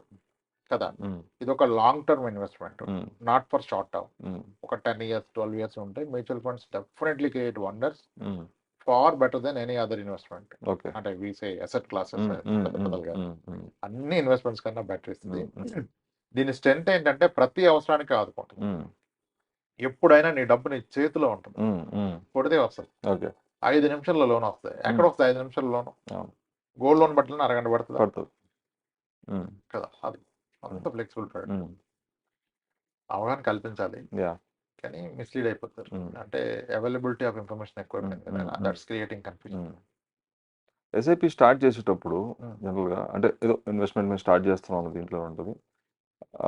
ఒక ఎగ్జిట్ స్ట్రాటజీ కూడా ప్లాన్ చేసుకుని ఎస్ఐపి స్టార్ట్ చేయాలి అనేది ఎంతవరకు కరెక్ట్? అంటే వితౌట్ ఎనీ ఎగ్జిట్ స్ట్రాటజీ లేకుండా జస్ట్ ఏదో ఒక నార్మల్ దీంట్లో పెట్టుకోవడం. అంటే every investment has to be goal based. Goal is nothing but the exit. Exit. Okay. But ఎస్ఐపిలో గొప్ప విషయం ఏంటంటే, నేను పర్సనల్గా చాలా క్లయింట్స్ మనీ మేనేజ్ చేస్తాను త్రూ మ్యూచువల్ ఫండ్స్. నా క్లయింట్ డబ్బులు ఇన్వెస్ట్ చేసిన రోజు కన్నా క్లయింట్ డబ్బులు తీసిన రోజే నేను హ్యాపీ. గోల్ కంటే ముందు ఇస్తే కూడా హ్యాపీ. ఓకే. అంటే client is taking out is money for a genuine requirement. అవసరానికి ఆదుకున్న అంత కావాల్సింది మంచి కావాల్సిందే ఉంది. అవును. గోల్ ఒకటి, Hmm. గోల్ పాప ఎడ్యుకేషన్. కానీ బిట్వీన్ వేరే అవసరం వస్తే అది జెన్యూన్ రిక్వైర్మెంట్ తీస్తే నేను హ్యాపీనే. మనకి అవసరానికి అక్కర రాని ఆస్తి కాదు, పెట్టుబడి కాదు. మ్యూచువల్ ఫండ్ ఎటువంటి పెట్టుబడి అంటే నీ ప్రతి అవసరానికి ఆదుకుంటుంది. ఇప్పుడు చాలా ఉంటాయి. ఒక ఆయన అంటే 4 years బ్యాక్ అందరిని తీసుకున్నాం కదా, డైలీ వేజ్కి వెళ్ళే వాళ్ళు, మెకానిక్లు, బార్బర్ షాపులు అన్నీ ఉన్నాయి. అందరికీ చెప్తా, చిన్న సెట్లు నా దగ్గర తీసుకుంటే డబ్బు ఎప్పుడైనా మీకు అవసరం పడితే నాకే ఫోన్ చేయండి. బయట ఎక్కడ అప్పు తీసుకోవద్దు, ఎట్టి బస్సులో అప్పు తీసుకోవద్దు, నాకే ఫోన్ చేయండి. ఎందుకంటే వాళ్ళ మ్యూచువల్ ఫండ్ మీద 10% ఇంట్రెస్ట్ లో వస్తుంది వాళ్ళకి, ఉమ్, ఉమ్, ముప్పాల వడ్డీకి వస్తాయి. ఉమ్, ఉమ్, వీళ్ళు తెస్తే బయట ఎంత తెస్తారు, రూపాయి 2 రూపాయలు తెస్తారు. ఉమ్. అది కూడా దొరకట్లేదు ఇప్పుడు ఎక్కడ. ఆ, ఎంత క్లియర్ తెచ్చుకోవచ్చు మ్యూచువల్ ఫండ్ లో. అవును, అవును. ఏంటి అది 10.5% కి వడ్డీ అంటే ఉమ్, అనార్గనైజ్ సెక్టర్ లో అసలు ఆ ఇంట్రెస్ట్ రావు కదా. ఉమ్, ఉమ్, నీకు ఆ ఇంట్రెస్ట్ ఇక్కడ అప్పు వస్తుంది, ఎక్కడ తీసుకోకని చెప్తా. ఉమ్, ఏ అవసరం నాకు చెప్పండి చెప్పండి అని చెప్తా. ఉమ్, అప్పు అంటే లోన్ మాకు ఉన్న దాంట్లో 50% వస్తుంది, మొత్తం అవసరం ఉంటే మొత్తం తీసేయండి. ఎందుకంటే నువ్వు బయట ఇప్పుడు నీ mutual fund is growing at 10-12%, if you're borrowing at 24% wrong. అవును. ఉమ్, అప్పుడు గోల్డ్ స్టిక్ అని కావద్దు ఉమ్, కదా. ఉమ్, ప్రతి సిచ్యువేషన్ కి ప్రతి కండిషన్ కి మనం డిస్కస్ చేస్తాం, ఉమ్, ఉమ్, డిస్కస్ చేసి నిర్ణయాలు తీసుకుంటాం. ఉమ్, మ్యూచువల్ ఫండ్ లో ఉన్న పవర్ ఏంటంటే ఐసే, ఉమ్, అసలు నేను ఎప్పుడు మ్యూచువల్ ఫండ్ లో um, um, compounding, rupee cost averaging ఏం మాట్లాడు. Um. The power is liquidity. Okay. నేను అవసరానికి పక్కా ఆదుకుంటాను. ఉమ్, ఇప్పుడు ఇక్కడ నాకు గొడవ అవుతుందిరా కొడతా అంటే పార్ట్ 1 వచ్చి నుంచున్నోడు ఫ్రెండ్. అంతే. ఒరే నేను బిజీ ఉన్నా మామ, నేను నెక్స్ట్ వీక్ ఫోన్ చేస్తారా, కాస్త బిజీ పెడతా నా ఫ్రెండ్ కదా కట్ చేయాలి. అవును. అంత క్లియర్ ఫ్రెండ్ ఉండంటే ఆడ మ్యూచువల్ ఫండ్. ఉమ్, ఎనీ అవసరానికి పార్ట్ 1 నిలబడుతుంది, అడ్డు నిలబడుతుంది అది. ఉమ్, ఉమ్, నీ మీద అటాక్ వస్తే ఫస్ట్ అది అడ్డు ఉంటుంది, నన్ను దాటాలంటది. ఉమ్, ఉమ్, అంత ఎక్కడుంది. Um, gold mutual fund such good assets. Um. Gold and mutual fund. Okay. Gold భారీగా ఉన్నోడికి ఎప్పటికీ ఉమ్, లైఫ్ లో ఫైనాన్షియల్ టెన్షన్ ఉండదు, ఉమ్, ఉమ్, ఇంటి కూడా రట్టే అవ్వదు. ఉమ్. చాలా మంది ఇంట్రోవర్ట్ ఉంటారు కదా, ఎక్కువ మంది మాట్లాడరు. True. అవును. ఆయన గోల్డే ఎక్కడ కూడా చేస్తాడు అవును. భయ, ఆయన సైకాలజీ. ఎందుకంటే ఏ అవసరం ఎవరు చెప్పరు. అవును. ఇంట్లో వైఫ్ చెప్తారు, గోల్డ్ ఉమ్, తీసుకుంటాడు, ఉమ్, బ్యాంక్ వెళ్ళిపోతాడు, పెట్టేస్తే డబ్బులు తెచ్చుకుంటాడు, ఉమ్, పాప్ ఫీజు కట్టేస్తాడు, ఉమ్. మళ్ళీ డబ్బులు వచ్చినప్పుడు వెళ్ళి గోల్డ్ తెచ్చుకుంటాడు. అంతే. ఉమ్, ఎంత కంఫర్ట్ అది. That is the power of liquidity. Um. Same is the case with mutual fund. Okay. Gold కూడా రేట్ తగ్గుతుంది కదా, ఎప్పుడు అవును, తగ్గదు, అవును, కానీ అవును. జనాలు ఉమ్, తగ్గదంటారు. ఉమ్, ఉమ్, మ్యూచువల్ ఫండ్ కూడా అంతే, ఎప్పుడు పెరగదు. ఉమ్, ఉమ్, గోల్డ్ 2012 నుంచి 2018 వరకు గోల్డ్ రేట్ తగ్గింది, ఉమ్, మధ్యలో భారీ తగ్గింది, ఉమ్, ఎవరు ఒప్పుకోరు. ఉమ్, మరి అన్నేళ్ళు తగ్గినప్పుడు గోల్డ్ మనం అమ్మలేదు కదా. ఉమ్, మ్యూచువల్ ఫండ్ 2 ఇయర్స్ తగ్గితే ఎందుకు అమ్ముతున్నారు, ఉమ్, ఉంచుకోవాలి కదా. ఉమ్. పెట్టిన 2వ నెల నుంచి ఎందుకు నెగిటివ్ అంటారు. 2 నెలలు కాదు, 3 సంవత్సరాలు నెగిటివ్ ఉంటుంది, అది అర్థం చేసుకోండి. ఉమ్, 2 మంత్స్ 3 మంత్స్ కాదు, 3 ఇయర్స్ నేడు సార్, 1 ఇయర్ అయిపోయింది సార్, మనకి ఏం రాలేదంటే ఉమ్. చెప్పారా వస్తాను. 10 ఇయర్స్ అయితే వస్తుంది, 1 ఇయర్ లో రావు, వస్తే కూడా ఎంత వచ్చింది అనొద్దు, ఉమ్, తగ్గితే తగ్గింది అనొద్దు. ఉమ్, ఈ క్లారిటీ వచ్చినప్పుడు mutual funds are the best instrument. Um. For long term investment. Long term. Um, long term. Um. Long term is goal based, but in between వస్తే ఆదుకుంటుంది. Yeah, yeah. ఇప్పుడు నాకు ఎమర్జెన్సీ వచ్చింది, 10 లక్షలు కాస్త 9.5 లక్షలు అయిపోయింది, ఉమ్, ఉమ్, తీసుకోవడం ఏముంది. ఉమ్, ఉమ్. ఆ టైం కదా వచ్చింది కదా, అవును. ఇదే 10 లక్షలు ఇంకా పెడితే వచ్చేది కాదు కదా. ఉమ్, um, um. That's it. Yeah. Health insurance కానీ టర్మ్ ఇన్సూరెన్స్ కానీ అవి స్టార్ట్ చేయడానికి ఒక రికమెండెడ్ ఏజ్ అంటే ఈ ఏజ్లో మ్యాండేటరీగా స్టార్ట్ చేయాలని కానీ అట్లా ఏమన్నా ఒక ఏజ్ ఫ్యాక్టర్ ఏమైనా ఉంటుందా, బోత్ ఫర్ టర్మ్ ఇన్సూరెన్స్ కానీ హెల్త్ ఇన్సూరెన్స్ కానీ? హెల్త్ ఇన్సూరెన్స్ కి ఏది ఎక్కడది, ఉమ్, హెల్త్ రిస్క్ అని occur at any point of time కదా. Yeah. ప్రిఫరబుల్లీ బిఫోర్ బర్త్ నుంచి ఉంటే బాగుంటుంది. న్యూ బార్న్ బేబీ కవర్ ఉన్న పాలసీ అయితే బెస్ట్ కదా. యా. బర్త్ కాంప్లికేషన్ వస్తే నువ్వు యూ కాంట్ అఫోర్డ్ రైట్. అవును, అవును, అవును. ఆడికే లక్షలు అయిపోయిన చాలా మంది ఉన్నారు. ఉమ్, ఉమ్, ఒక పిల్లోడు ఒక పాప పుట్టి హాస్పిటల్లో కాంప్లికేషన్స్ వస్తే ఉమ్, గత 3 ఏళ్ల సంపాదన వెనక్కి వెళ్ళిపోతుంది ఒకళ్ళకి. ఉమ్, సో హెల్త్ కి ఏది లేదు. ఉమ్, హెల్త్ అనేది పుట్టిన రోజు నుంచి పోయే రోజు దాకా ఉండాలి. ఉమ్, ఈ రోజు లేకపోయినా అది తేడా కొడితే ప్రాబ్లమే. ఉమ్, అందరూ అనుకుంటారు ఇప్పుడే ఎంగేజ్ లో ఏమద్ది తీసుకుందాం, హెల్దీగా ఉన్నాం కదా అంటారు. ఉమ్. నువ్వు హెల్దీగా ఉన్నావు కాబట్టి పాలసీ వస్తుంది. నీ హెల్త్ పడితే ఎంత పెట్టినా పాలసీ రాదు. ఇవ్వడు. ఉమ్, హెల్త్ పాలసీ కొనుక్కోండి, నీ చాయిస్ కాదు, ఉమ్, ఇచ్చేవాడు చాయిస్. ఉమ్, కానీ అందరూ మన చాయిస్ అనుకుంటారు. ఉమ్, చాలా మంది ఏం లేదు సార్, నాకు రొమటైడ్ ఆర్థరైటిస్ ఉంది, స్పాండిలైటిస్ ఉంది, చిన్న చిన్న అన్ని అన్ని చెన్నై అంటాడు. నువ్వు చెన్నై అనుకుంటున్నావు. ఏం లేదు సార్, కామన్ అందరికీ డయాబెటీస్ బీపీలు ఉన్నాయి అంతే సార్, HbA1c ఒక 9 ఉంది అంటాడు. ఇప్పుడు పాలసీ మీకు తెలియదు. సో ఇది ఎప్పుడు వస్తుందో నీకు తెలియదు కదా. ఇప్పుడు ఒక చిన్న యాక్సిడెంట్ అయితే పాలసీ వస్తుందా? రాదు. రాదు కదా. రాదు. So health insurance has to be taken any given day. ఈ రోజే తీసుకోవాలి, ఇంకా రేపు కాదు. హెల్త్ ఇన్సూరెన్స్ నిన్న తీసుకోవాలి, రేపు కాదు. ఈ రోజు కాదు, నిన్న తీసుకోవాలి. హెల్తీ ఉన్నప్పుడు తీసుకోవాలి. హెల్త్ ఇన్సూరెన్స్ నిన్న తీసుకోవాలి, ఉమ్, ఈ రోజు రేపు కాదు. ఉమ్, నిన్న తీసుకోలేదు కదా, ఇప్పుడు తీసుకో. ఉమ్. ఎక్కడైనా తీసుకో ఫస్ట్ అది, ఓకే. మళ్ళీ దీని మీద లేట్ చేయొద్దు. ఉమ్, ఉమ్, ముందు హెల్త్ తీసుకోవాలి. ఉమ్. ఏ ఏజ్ కైనా ఉండాల్సిందే కదా. జబ్బు ఏజ్ కైనా వచ్చినప్పుడు హెల్త్ ఏజ్ కైనా ఉండాలి అవును. ఉమ్, కదా. ఉమ్. జబ్బు వచ్చాక తీసుకోవాల్సింది మందు, రాకముందు తీసుకోవాల్సింది ఇన్సూరెన్స్ ఉమ్. కదా. జబ్బు చేసుకుని నువ్వు మందు తీసుకోవాలి, అవును. దానికంటే ముందు ఇన్సూరెన్స్ తీసుకోవాలి. యాక్సిడెంట్ అయ్యాక హెల్మెట్ పెట్టుకుని ఉపయోగం ఉండదు కదా, అవును. ఉమ్, ముందు హెల్మెట్ పెట్టుకోవాలి కదా. ఉమ్, సో హెల్త్ ఇన్సూరెన్స్ విషయంలో ఏజ్ ఏం లేదు, ఉమ్, అందరికి ఉండాల్సింది. ఉమ్, ఏజ్ అయినా ఉండాల్సింది. ఉమ్, మనం ఏజ్ చూస్తూ పోతే మనకు వాడేవాడు ఇంకా. ఉమ్. ఓకే. టర్మ్ ఇన్సూరెన్స్ అందరికి ఉండాలని రూల్ ఏం లేదు. ఓకే. టర్మ్ ఆబ్జెక్ట్ వేరు, హెల్త్ ఆబ్జెక్ట్ వేరు. ఉమ్, ఆరోగ్యపరమైన సమస్యలు వస్తే అది మన మీద భారం కాకుండా కాపాడేది హెల్త్ ఇన్సూరెన్స్. ఉమ్, టర్మ్ ఇన్సూరెన్స్ అంటే ఏంటి, సంపాదిస్తున్న వ్యక్తికి ఏమన్నా అయితే అతని ఫ్యామిలీ యొక్క లైఫ్ స్టైల్లో తేడా రాకుండా ప్రొటెక్ట్ చేయగలిగింది టర్మ్ ఇన్సూరెన్స్. ఇక్కడ objective of term insurance clear గా అర్థం చేసుకోవాలి. అందరూ ఏమన్నారంటే శాలరీకి 20 రెట్లు 30 రెట్లు 15 రెట్లు అన్నారు. పచ్చి బూత్ అది. ఓకే, నీ శాలరీకి 2 రెట్లు అయితే బూత్. మొత్తం అదే మాడుతున్నారు. అవును అవును. ఆబ్జెక్టివ్ ఆఫ్ టర్మ్ ఇన్సూరెన్స్ ఏంటంటే this is not to make your family rich, it is to protect your family, not to become poor in our absence. Perfect. నువ్వు పోతే నీ ఫ్యామిలీ ధనవంతులు అవటానికి కాదు, నువ్వు నీకేమన్నా అయిపోతే నీ ఫ్యామిలీ పేదరికంలోకి వెళ్లకుండా కాపాడేది టర్మ్ ఇన్సూరెన్స్. దానికి ఎంత కావాలో అంత తీసుకోవాలి. ఇప్పుడు కొంతమంది విషయంలో అసలు వాళ్ళ ఫ్యామిలీకి శాలరీ మీద డిపెండెన్సీ ఉండదు, దేర్ వెల్ ఆఫ్. అప్పుడు టర్మ్ ఇన్సూరెన్స్ ఎందుకు? టర్మ్ ఇన్సూరెన్స్ ఎందుకు అసలు?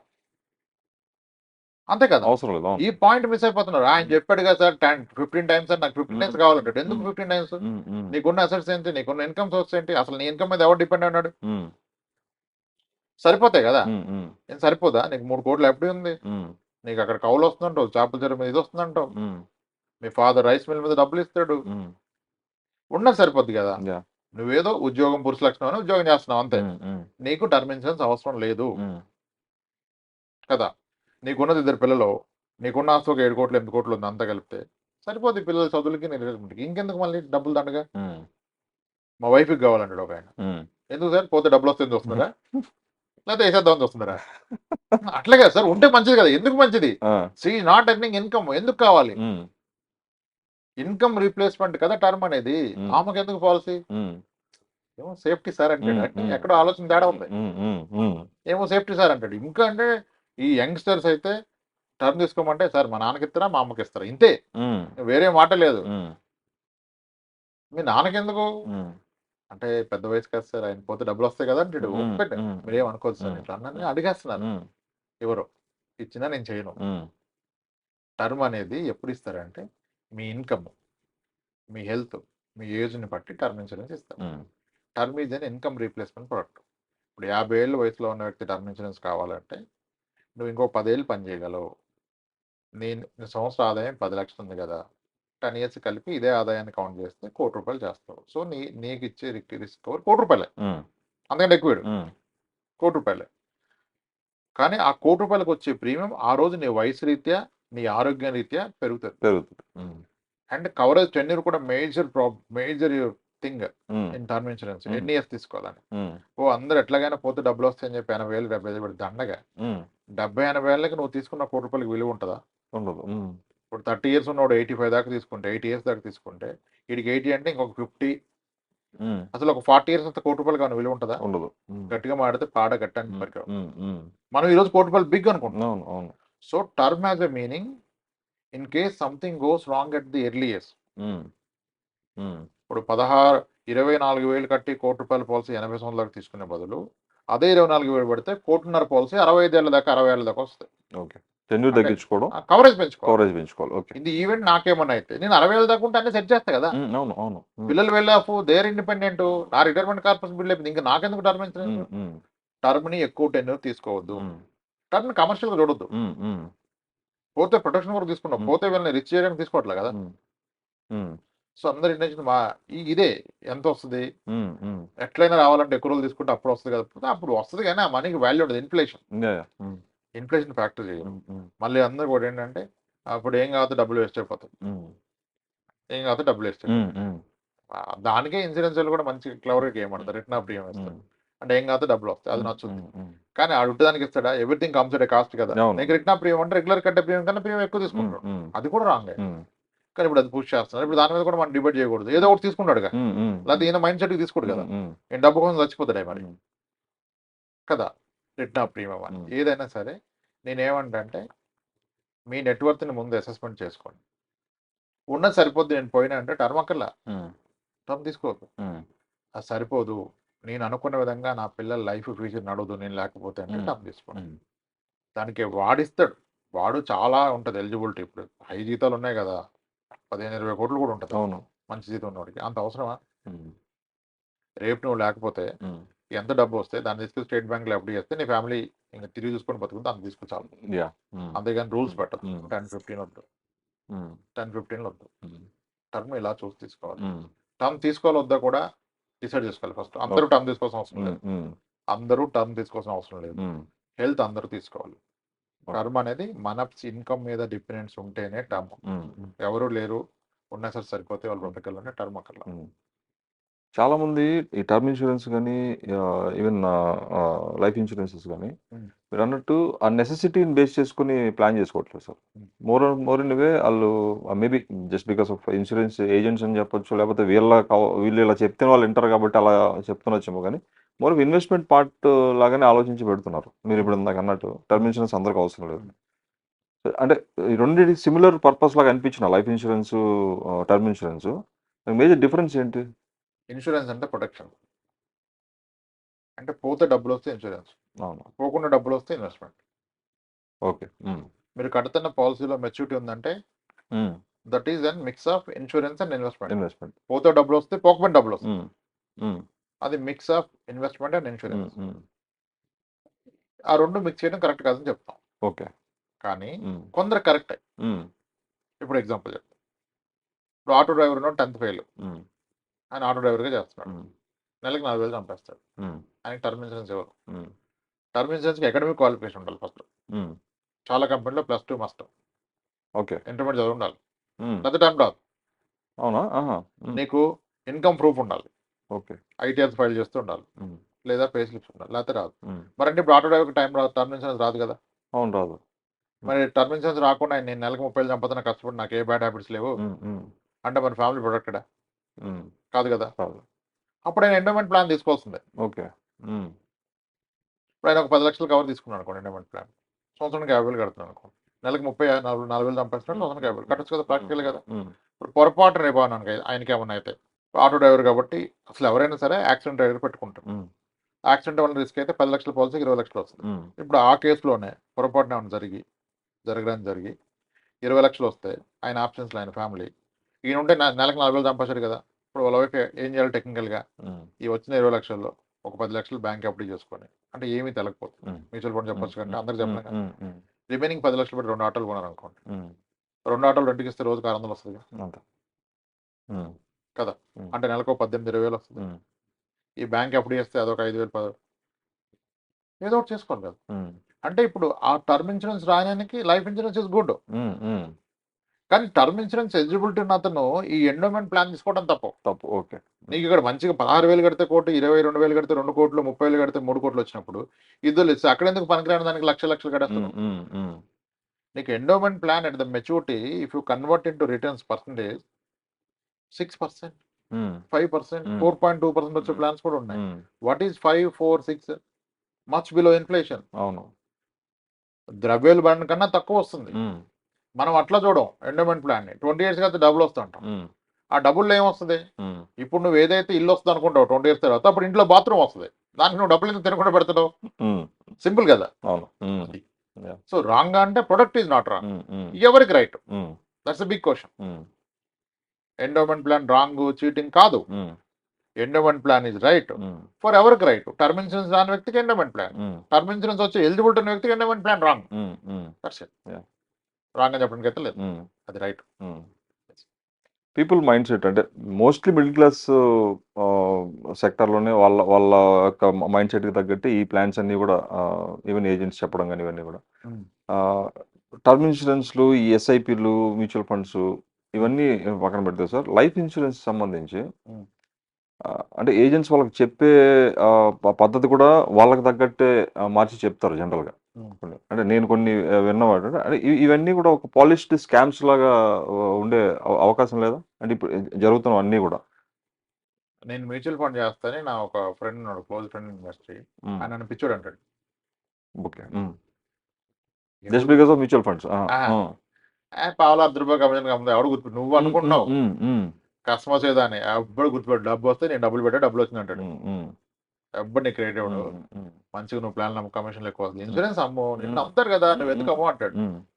నువ్వు అనుకుంటున్నావు రేపు నీకేమైనా ఎవరు రాడు, ఆడు పెట్టిన డబ్బు ₹1,00,00,000 అయితే నీ క్రెడిట్ ఇవ్వడు, నేను పెడితే వచ్చింది, రాంప్రసాద్ చేసింది ఏంటంటాడు. నువ్వు అమ్ము, కమిషన్ వస్తా అంటాడు. ఆ ఇంటెన్షన్ వాళ్ళు అమ్ముతారు సార్. అలా నేను ప్రొడక్ట్ రాంగ్ అని చెప్పట్లేదు, ఇందాక చెప్పట్లేదు.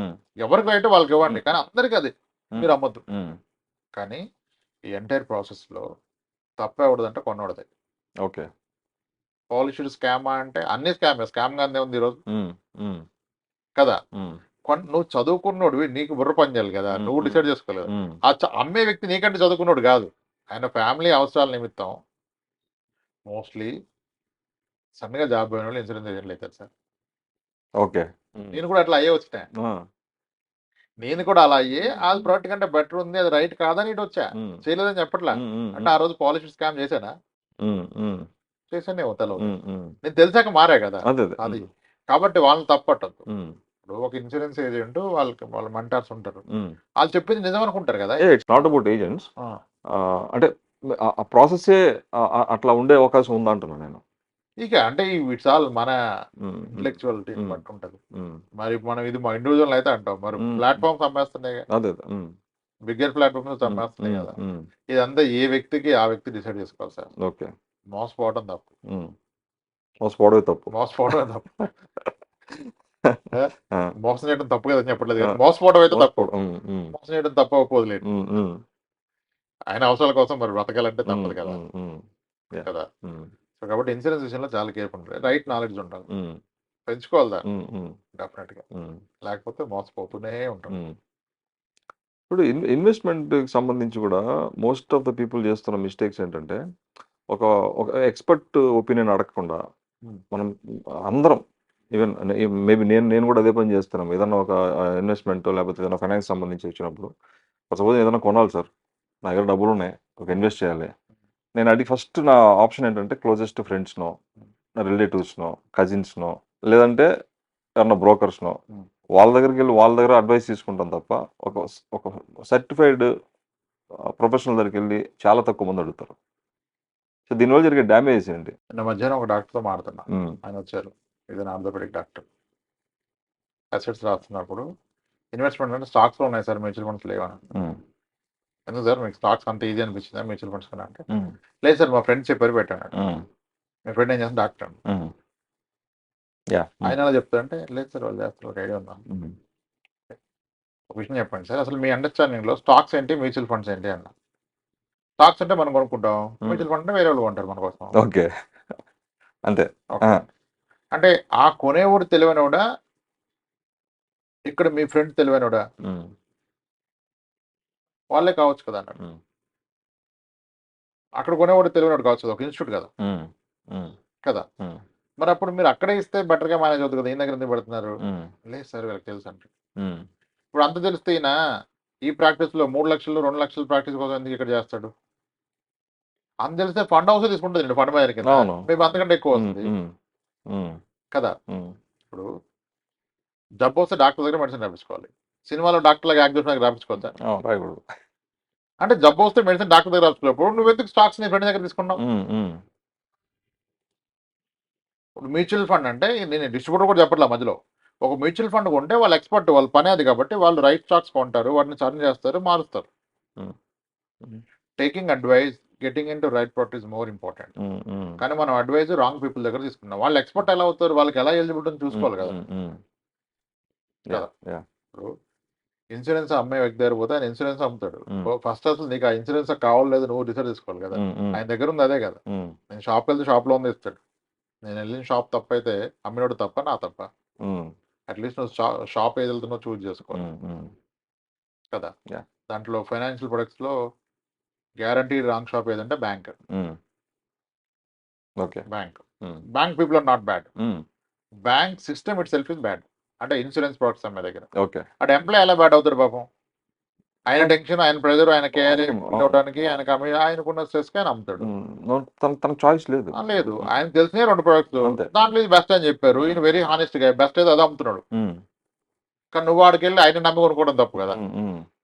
ఆయన రోల్ ఏంటి, ఆయన క్వాలిఫికేషన్ ఏంటి, ఆయన ఏం చేస్తున్నాడు, ఆయన ఎన్నాళ్ళు ఉంటాడు అక్కడ, హ్మ్. హ్మ్. మళ్ళీ రివ్యూ చేస్తాడా, నీకు హ్మ్. ఉంటాడు, అది చూసుకోవాలి కదా. హ్మ్. హ్మ్. ఇది ఇండివిజువల్ తప్పులే, ఓకే. మనం చేస్తుంది తప్పులే. హ్మ్. రైట్ క్యాండ్ దగ్గరికి వెళ్ళాలి, రైట్ క్యాండ్ చూసిన రైట్ మీది, హ్మ్. బాధ్యత మీది. హ్మ్. రైట్ క్యాండిడేట్ చూస్ చేసుకోవాల్సిన బాధ్యత మీది హ్మ్. కదా. యాహ్! ఇప్పుడు ఒక జబ్బు వస్తేనే స్పెషల్ దగ్గరికి వెళ్తాం, అందరు డాక్టర్కి వెళ్ళంగా. అవును. మరి అందరూ మెడిసిన్ చదువుకున్నారు కదా, హ్మ్. బేసిక్ అయితే అందరూ మెడిసిన్ చేసే కదా హ్మ్. డిగ్రీలు చేసేది. హ్మ్. హ్మ్. మరి అప్పుడు ఇన్వెస్ట్మెంట్ కూడా ఇట్లా వెళ్ళాలి కదా. హ్మ్. అవసరం, బట్ జనాలకి అవేర్నెస్ రావాలి. యాహ్! రావాలి. సార్ ఇప్పుడు నా దగ్గర 1 కోటి రూపాయలు ఉంటాయి, అవును. లేదు మీ దగ్గర 1 కోటి రూపాయలు ఉందనుకోండి, Hmm. ఇప్పుడు మీరు దేంట్లో పెడతారు, నేను దేంట్లో పెడితే బెటర్ అని మీరు సజెస్ట్ చేస్తారు? Either FD, Hmm. SIP, Hmm. Real estate. FD, SIP, Mutual fund. Mutual funds, real estate. Real estate. నేనైతే ఆన్సర్ చెప్పాల్సిన అక్కర్లే. ఓకే. అది తెలుసు అందరికి. నేను మ్యూచువల్ ఫండ్ పెట్టుకుంటా, Yeah. ఎందుకంటే నాకు అంత నాలెడ్జ్ లేదు, అంటే స్టాక్స్ కొని పెట్టేంత అంత టైము లేదు. I believe in mutual funds. Mutual fund లో పెట్టుకుంటే అది నా కోసం పనిచేస్తుంది. 1-2 ఇయర్స్ లో రిటర్న్ ఇవ్వకపోవచ్చు, బట్ 6-7 ఇయర్స్ లో మంచి రిటర్న్ ఇస్తుంది. నా ప్రతి అవసరానికి ఆదుకుంటుంది. నాకు కావాలంటే లోన్ వస్తుంది, ఎప్పుడు కావాలంటే ఎంతైనా గిల్లి తీసుకోవచ్చు. So I will go with mutual fund. ఇప్పుడు మీ కేసులో మీ దగ్గర 1 కోటి రూపాయలు ఉంటాయి, మీకు సొంత ఇల్లు ఉంటే ఓకే, ఓకే. లేకపోతే ఇంకా ఆల్ డిపెండ్స్ అంటే ఇప్పుడు మీ కిడ్ ఇవన్నీ కన్సిడర్ చేసుకుంటారు. ఒక ఇల్లు కొనుక్కోవాల్సి ఉంటుంది ఫస్ట్, అది కూడా ఫుల్ అమౌంట్ పెట్టి కదా, లోన్ పెట్టి. ఇల్లు ఎప్పుడు లోన్లో కొనాలి కదా. రిమైనింగ్ అమౌంట్లో మీ కిడ్ హైయర్ ఎడ్యుకేషన్ ఫుల్ఫిల్ చేయగలిగితే దానికి ఒక 1 టైం పెట్టేసి అయిపోయింది కదా. ఇప్పుడు అందరూ ఎడ్యుకేషన్ గురించి ఆలోచిస్తున్నాం కదా, అది ఒకటి ఫుల్ఫిల్ చేయొచ్చు, అయిపోద్ది. హెడేక్ ఉండదు అసలు. 1 crore లో చాలా పెద్ద పనులు అవుతాయి. ఫ్యూచర్ లో పెద్ద కష్టాలు అచీవ్ చేయలేమని ఈ రోజు అచీవ్ చేసి పక్కన పడేయచ్చు. అవును. ఇట్స్ ఆల్ అంతా రివ్యూ చేశాక అది ఎక్కడ పెట్టాలనేది. అట్లా రియల్ ఎస్టేట్ పెట్టాలంటే రియల్ ఎస్టేట్ లో రియల్ ఎస్టేట్ లో పెట్టొచ్చు. ఎప్పుడు నేను ఏమన్నా real estate has to be for consumption. Okay. అది ఇన్వెస్ట్మెంట్ అంత గొప్పగా వర్కౌట్ అవ్వదు. రియల్ ఎస్టేట్ అంటే real estate is good investment as a part of diversification కింద రియల్ ఎస్టేట్ పెట్టచ్చు. కానీ ద ఛాలెంజ్ అయితే ఇన్ రియల్ ఎస్టేట్ ఏంటంటే the best form of real estate is commercial real estate. Okay. For purpose of income చూస్తాం. Maybe నాకు నా investment మీద 6% రావచ్చు, కానీ నాకు 6 వస్తుంది, మా మనీ బ్లాక్ అయిపోతుంది. రేపు నాకు అవసరం పడితే ఎక్స్ట్రా అమౌంట్ వస్తుందా? రాదు. రాదు. నేను 1 కోటి రూపాయల ప్రాపర్టీ కొని నెలకి 50,000 వస్తుంది అదే కమర్షియల్. సింపుల్, 1 కోటి రూపాయలు పెట్టి కమర్షియల్ ప్రాపర్టీ కొంటే ఆన్ అన్ యావరేజ్ 50,000 వస్తుంది. 1 కోటి రూపాయలు పెట్టి రెసిడెన్షియల్ ప్రాపర్టీ కొంటే ఆన్ అన్ యావరేజ్ 25,000 వస్తుంది కదా. 1 కోటి రూపాయలు పెట్టి స్థలం కొంటే ఏమి రాదు కదా. ఇప్పుడు నీ ఆబ్జెక్టివ్ ఆర్ పర్పస్ ఇది మంత్లీ ఇన్కమ్ అయితే ఏం కొనుక్కోవాలి? కమర్షియల్. ఉండడానికైతే రెసిడెన్షియల్ కొనుక్కోవాలి. లేదు నాకు పెద్ద ఎమోషన్ లేదు ఉందని చెప్పుకోవడానికి అయితే ల్యాండ్ కొనుక్కోవాలి అంటే, భవిష్యత్తుకి అంటే కొనుక్కోవాలి, అది సార్ అది సెకండ్ స్టోరీ. ఇప్పుడు నాకు అంత ఎమోషన్ లేదు రామప్రసాద్ గారు, ఇప్పుడు నేను 1 కోటి రూపాయలు పెట్టి కనుక ఇల్లు కొంటే ఇంక నా దగ్గర ఏముండదు కదా అంటే, ఐడియల్ గా నేనైతే ఆ 1 కోటి రూపాయలు పెట్టి కమర్షియల్ కొనుక్కో, అంటే నీకు ఇంట్లో వాళ్ళని తప్పుకో, అప్పుడు 50,000 వస్తుంది కదా, 25,000 రెంట్ కట్టు, ఇంక 25,000 ఇంట్లో బేసిక్ ఖర్చులు వెళ్ళిపోతాయి. అంతే. If it is pure for the purpose of pure investment అయితే రెసిడెన్షియల్ కన్నా కమర్షియల్ బెస్ట్ కదా. మళ్ళీ అక్కడ మళ్ళీ గుడ్ కమర్షియల్ కొనుక్కోవాలి, రెంట్ పర్ఫెక్ట్. ఇట్లా పర్సన్ టు పర్సన్ వ్యారీ అవుతుంది. కానీ ఇప్పుడు నేను ఆ పర్పస్ ఇన్వెస్ట్మెంట్ అని చెప్పి కమర్షియల్ కొన్నా, రేపు నాకు అవసరం వస్తే కమర్షియల్ వెళ్ళిపోద్దా తక్కువని. ఒక 30 లక్షలు అవసరం పడితే మళ్ళీ దాంట్లో సగం అమ్మగలుగుతానా? ఇల్లు కొంటే బెడ్రూమ్ బాత్రూమ్ అమ్మగలుగుతానా? ఆ పార్షియల్ లిక్విడిటీస్ మ్యూచువల్ ఫండ్ లో possible. Regular income mutual fund రాదు. రావాలంటే ఎస్డబ్ల్యూపీ చేయాలి. ఎస్డబ్ల్యూపీ చేస్తే మళ్ళీ అక్కడ రైట్ ఫండ్ చూస్ చేసుకోవాలి. మంత్లీ ఒక 50,000 తీసుకుంటే క్యాపిటల్ తగ్గే అవకాశం ఉంటుంది కదా. బట్ ఇన్వెస్ట్ చేసి 10 years వదిలేస్తానంటే మ్యూచువల్ ఫండ్ ఇస్ అల్టిమేట్. ఎవరికైనా అల్టిమేట్. 10 years వదిలేస్తానంటే mutual fund is ultimate. Purpose ని బట్టి ఈ 3 చూస్ చేసుకోవాలి. ఇప్పుడు ఎవరన్నా ఏదైనా సజెషన్ ఇచ్చేటప్పుడు ఎవరికైనా కూడా ఫైనాన్షియల్లీ ఫ్రీ అవ్వాలి, ఫైనాన్షియల్ ఫ్రీడమ్ చాలా ఇంపార్టెంట్ అంటే ఈ ఫ్యాన్సీ టర్మ్స్, ఈ ఫిల్మీ టర్మ్స్ వాడుతుంటారు. అంటే యాక్చువల్ ఫైనాన్షియల్లీ ఫ్రీ అవ్వడం అనేది అసలు డెఫినేషన్ ఏంటి? అంటే ఇంత నేను అర్న్ చేస్తే నేను ఫైనాన్షియల్లీ ఫ్రీ అవుతాను, నా దగ్గర ఇంత డబ్బులు ఉంటే నేను ఇంకా లైఫ్ అంతా హ్యాపీగా ఫ్రీగా బతకగలని, దానికి ఏంటి క్యాలిక్యులేషన్? ఫ్రీడమ్ అంటే మనీ అనుకుంటే తప్పు. Freedom is not money. Freedom is having time. Okay. If you have మీ టైం మీ చేతిలో ఉంటే మీరు ఫైనాన్షియల్ ఫ్రీ అన్నట్టు. మీ టైం వేరే వాళ్ళ చేతిలో ఉంటే మీరు ఫైనాన్షియల్ ఫ్రీ కాదు కదా. ఎంత డబ్బు ఉంది కాదు మీ దగ్గర, ఎన్ని సంవత్సరాలకు సరిపడే డబ్బు ఉంది అనేది క్వశ్చన్. ఓకే. మీకు ఎంత ఆస్తులు ఉన్నాయి కాదు, ఎన్ని ఇయర్స్ సరిపడే ఆస్తులు ఉన్నాయి మీరు నచ్చినట్టుగా బ్రతకడానికి. ఓకే. ఇప్పుడు నా వయసు 40 ఏళ్ళు, ఇంకొక 60 ఏళ్ళు బ్రతకగలిగే అంత ఆస్తులు ఉంటే ఐఎమ్ ఫైనాన్షియల్లీ ఫ్రీ, అంతే కదా. అలా కాకుండా 10 కోట్లు ఉంటే ఫ్రీ అంటే, నెలకి 10 లక్షలు ఖర్చు పెట్టి 10 కోట్లు ఉంటే ఫ్రీ కాదు.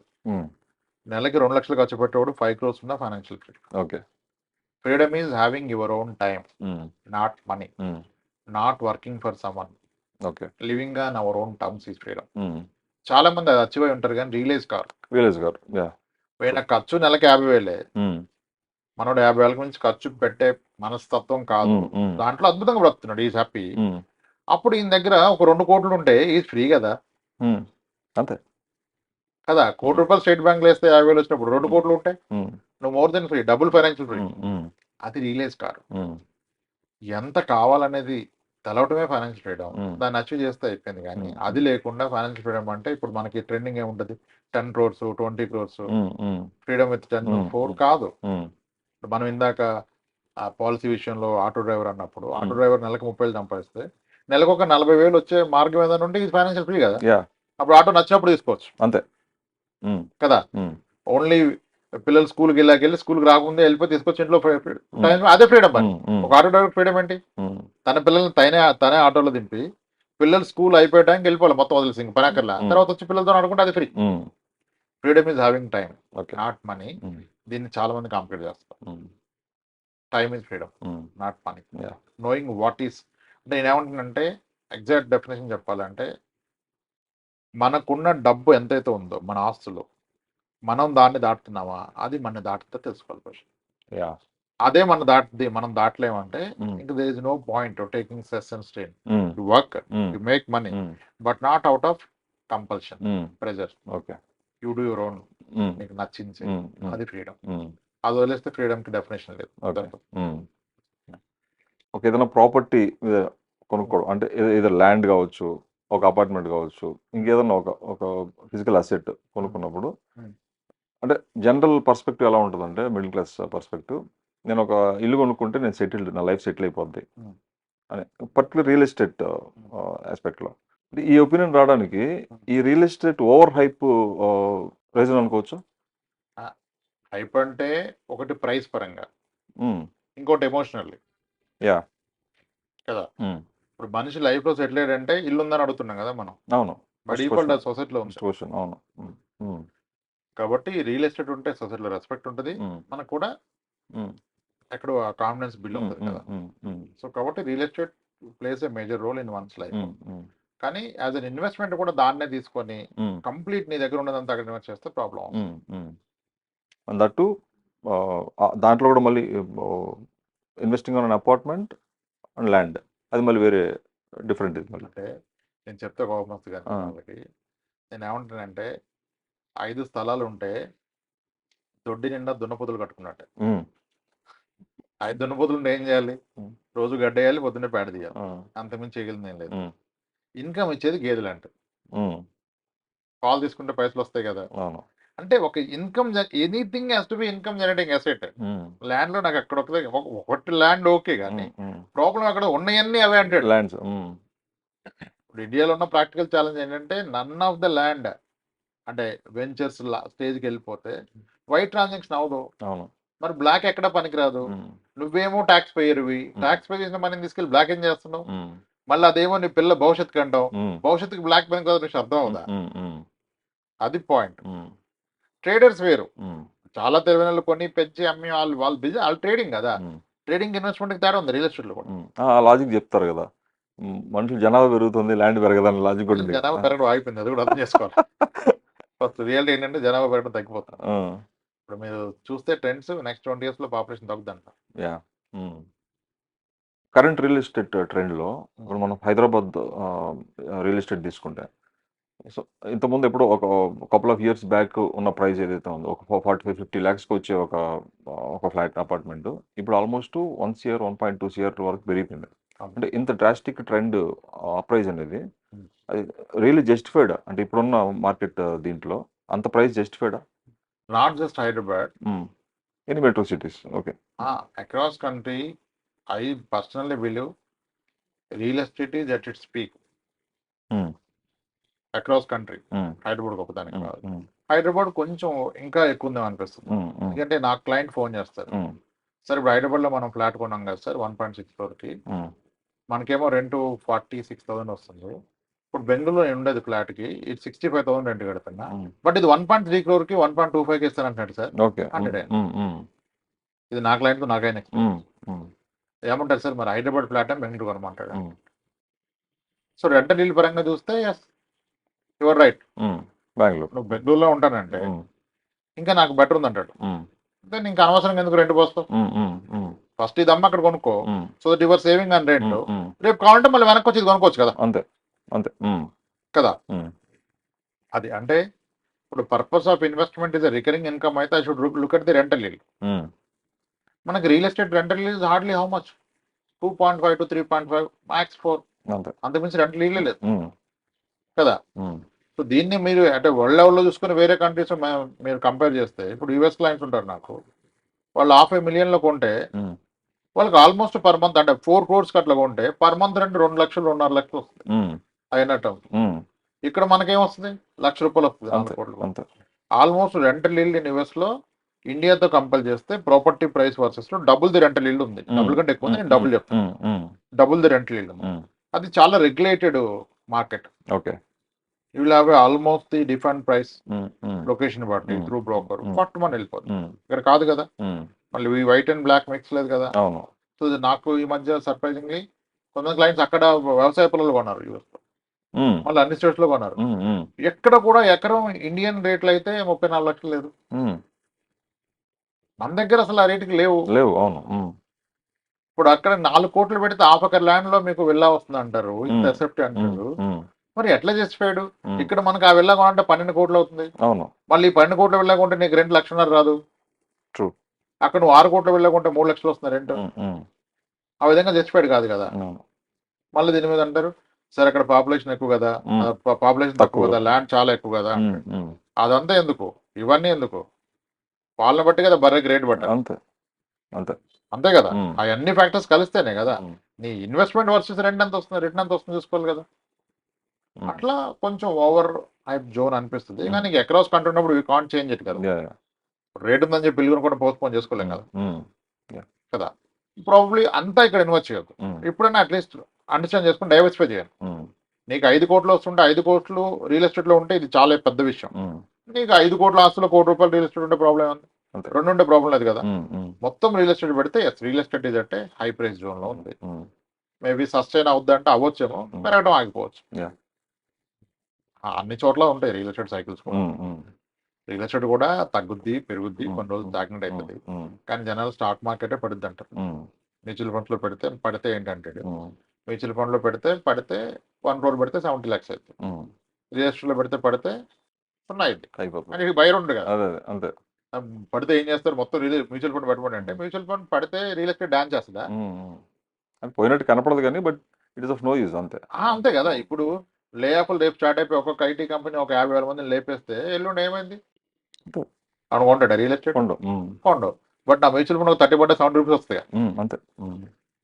రియల్ ఎస్టేట్ పడదా అంటే మ్యూచువల్ ఫండ్ పడ్డప్పుడు రియల్ ఎస్టేట్ ఏం డాన్స్ అయ్యదు, అది 0 అయిపోతుంది. బయర్ ఉన్నాడు కదా. కానీ మనం సీఎంఎల్ మారిన దాకా వెయిట్ చేస్తాం కదా రియల్ ఎస్టేట్ అప్పుడు. మ్యూచువల్ ఫండ్ వెయిట్ చేయం, అక్కడే problem. So maybe real estate is high price లో ఉందని అనుకోవచ్చు. బట్ మీ కన్జంప్షన్ కావాలని తీసుకోండి. రేపు పెరగదని ఏం కాదు, మీ కన్జంప్షన్ అయితే తీసుకోండి. As an investment you should think twice.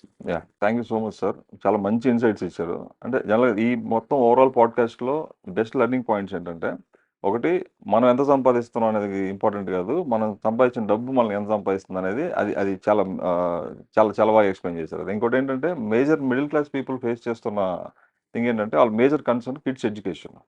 ఆ కిడ్స్ ఎడ్యుకేషన్ని రైట్ వేలో ప్రాపర్గా ప్లాన్ చేసుకోలేకపోవడం. సో దానికి సంబంధించిన మీరు ఇచ్చిన ఇన్సైట్స్ కానీ ఇది చాలా హెల్ప్ అవుతుంది most of the middle class పీపుల్కి.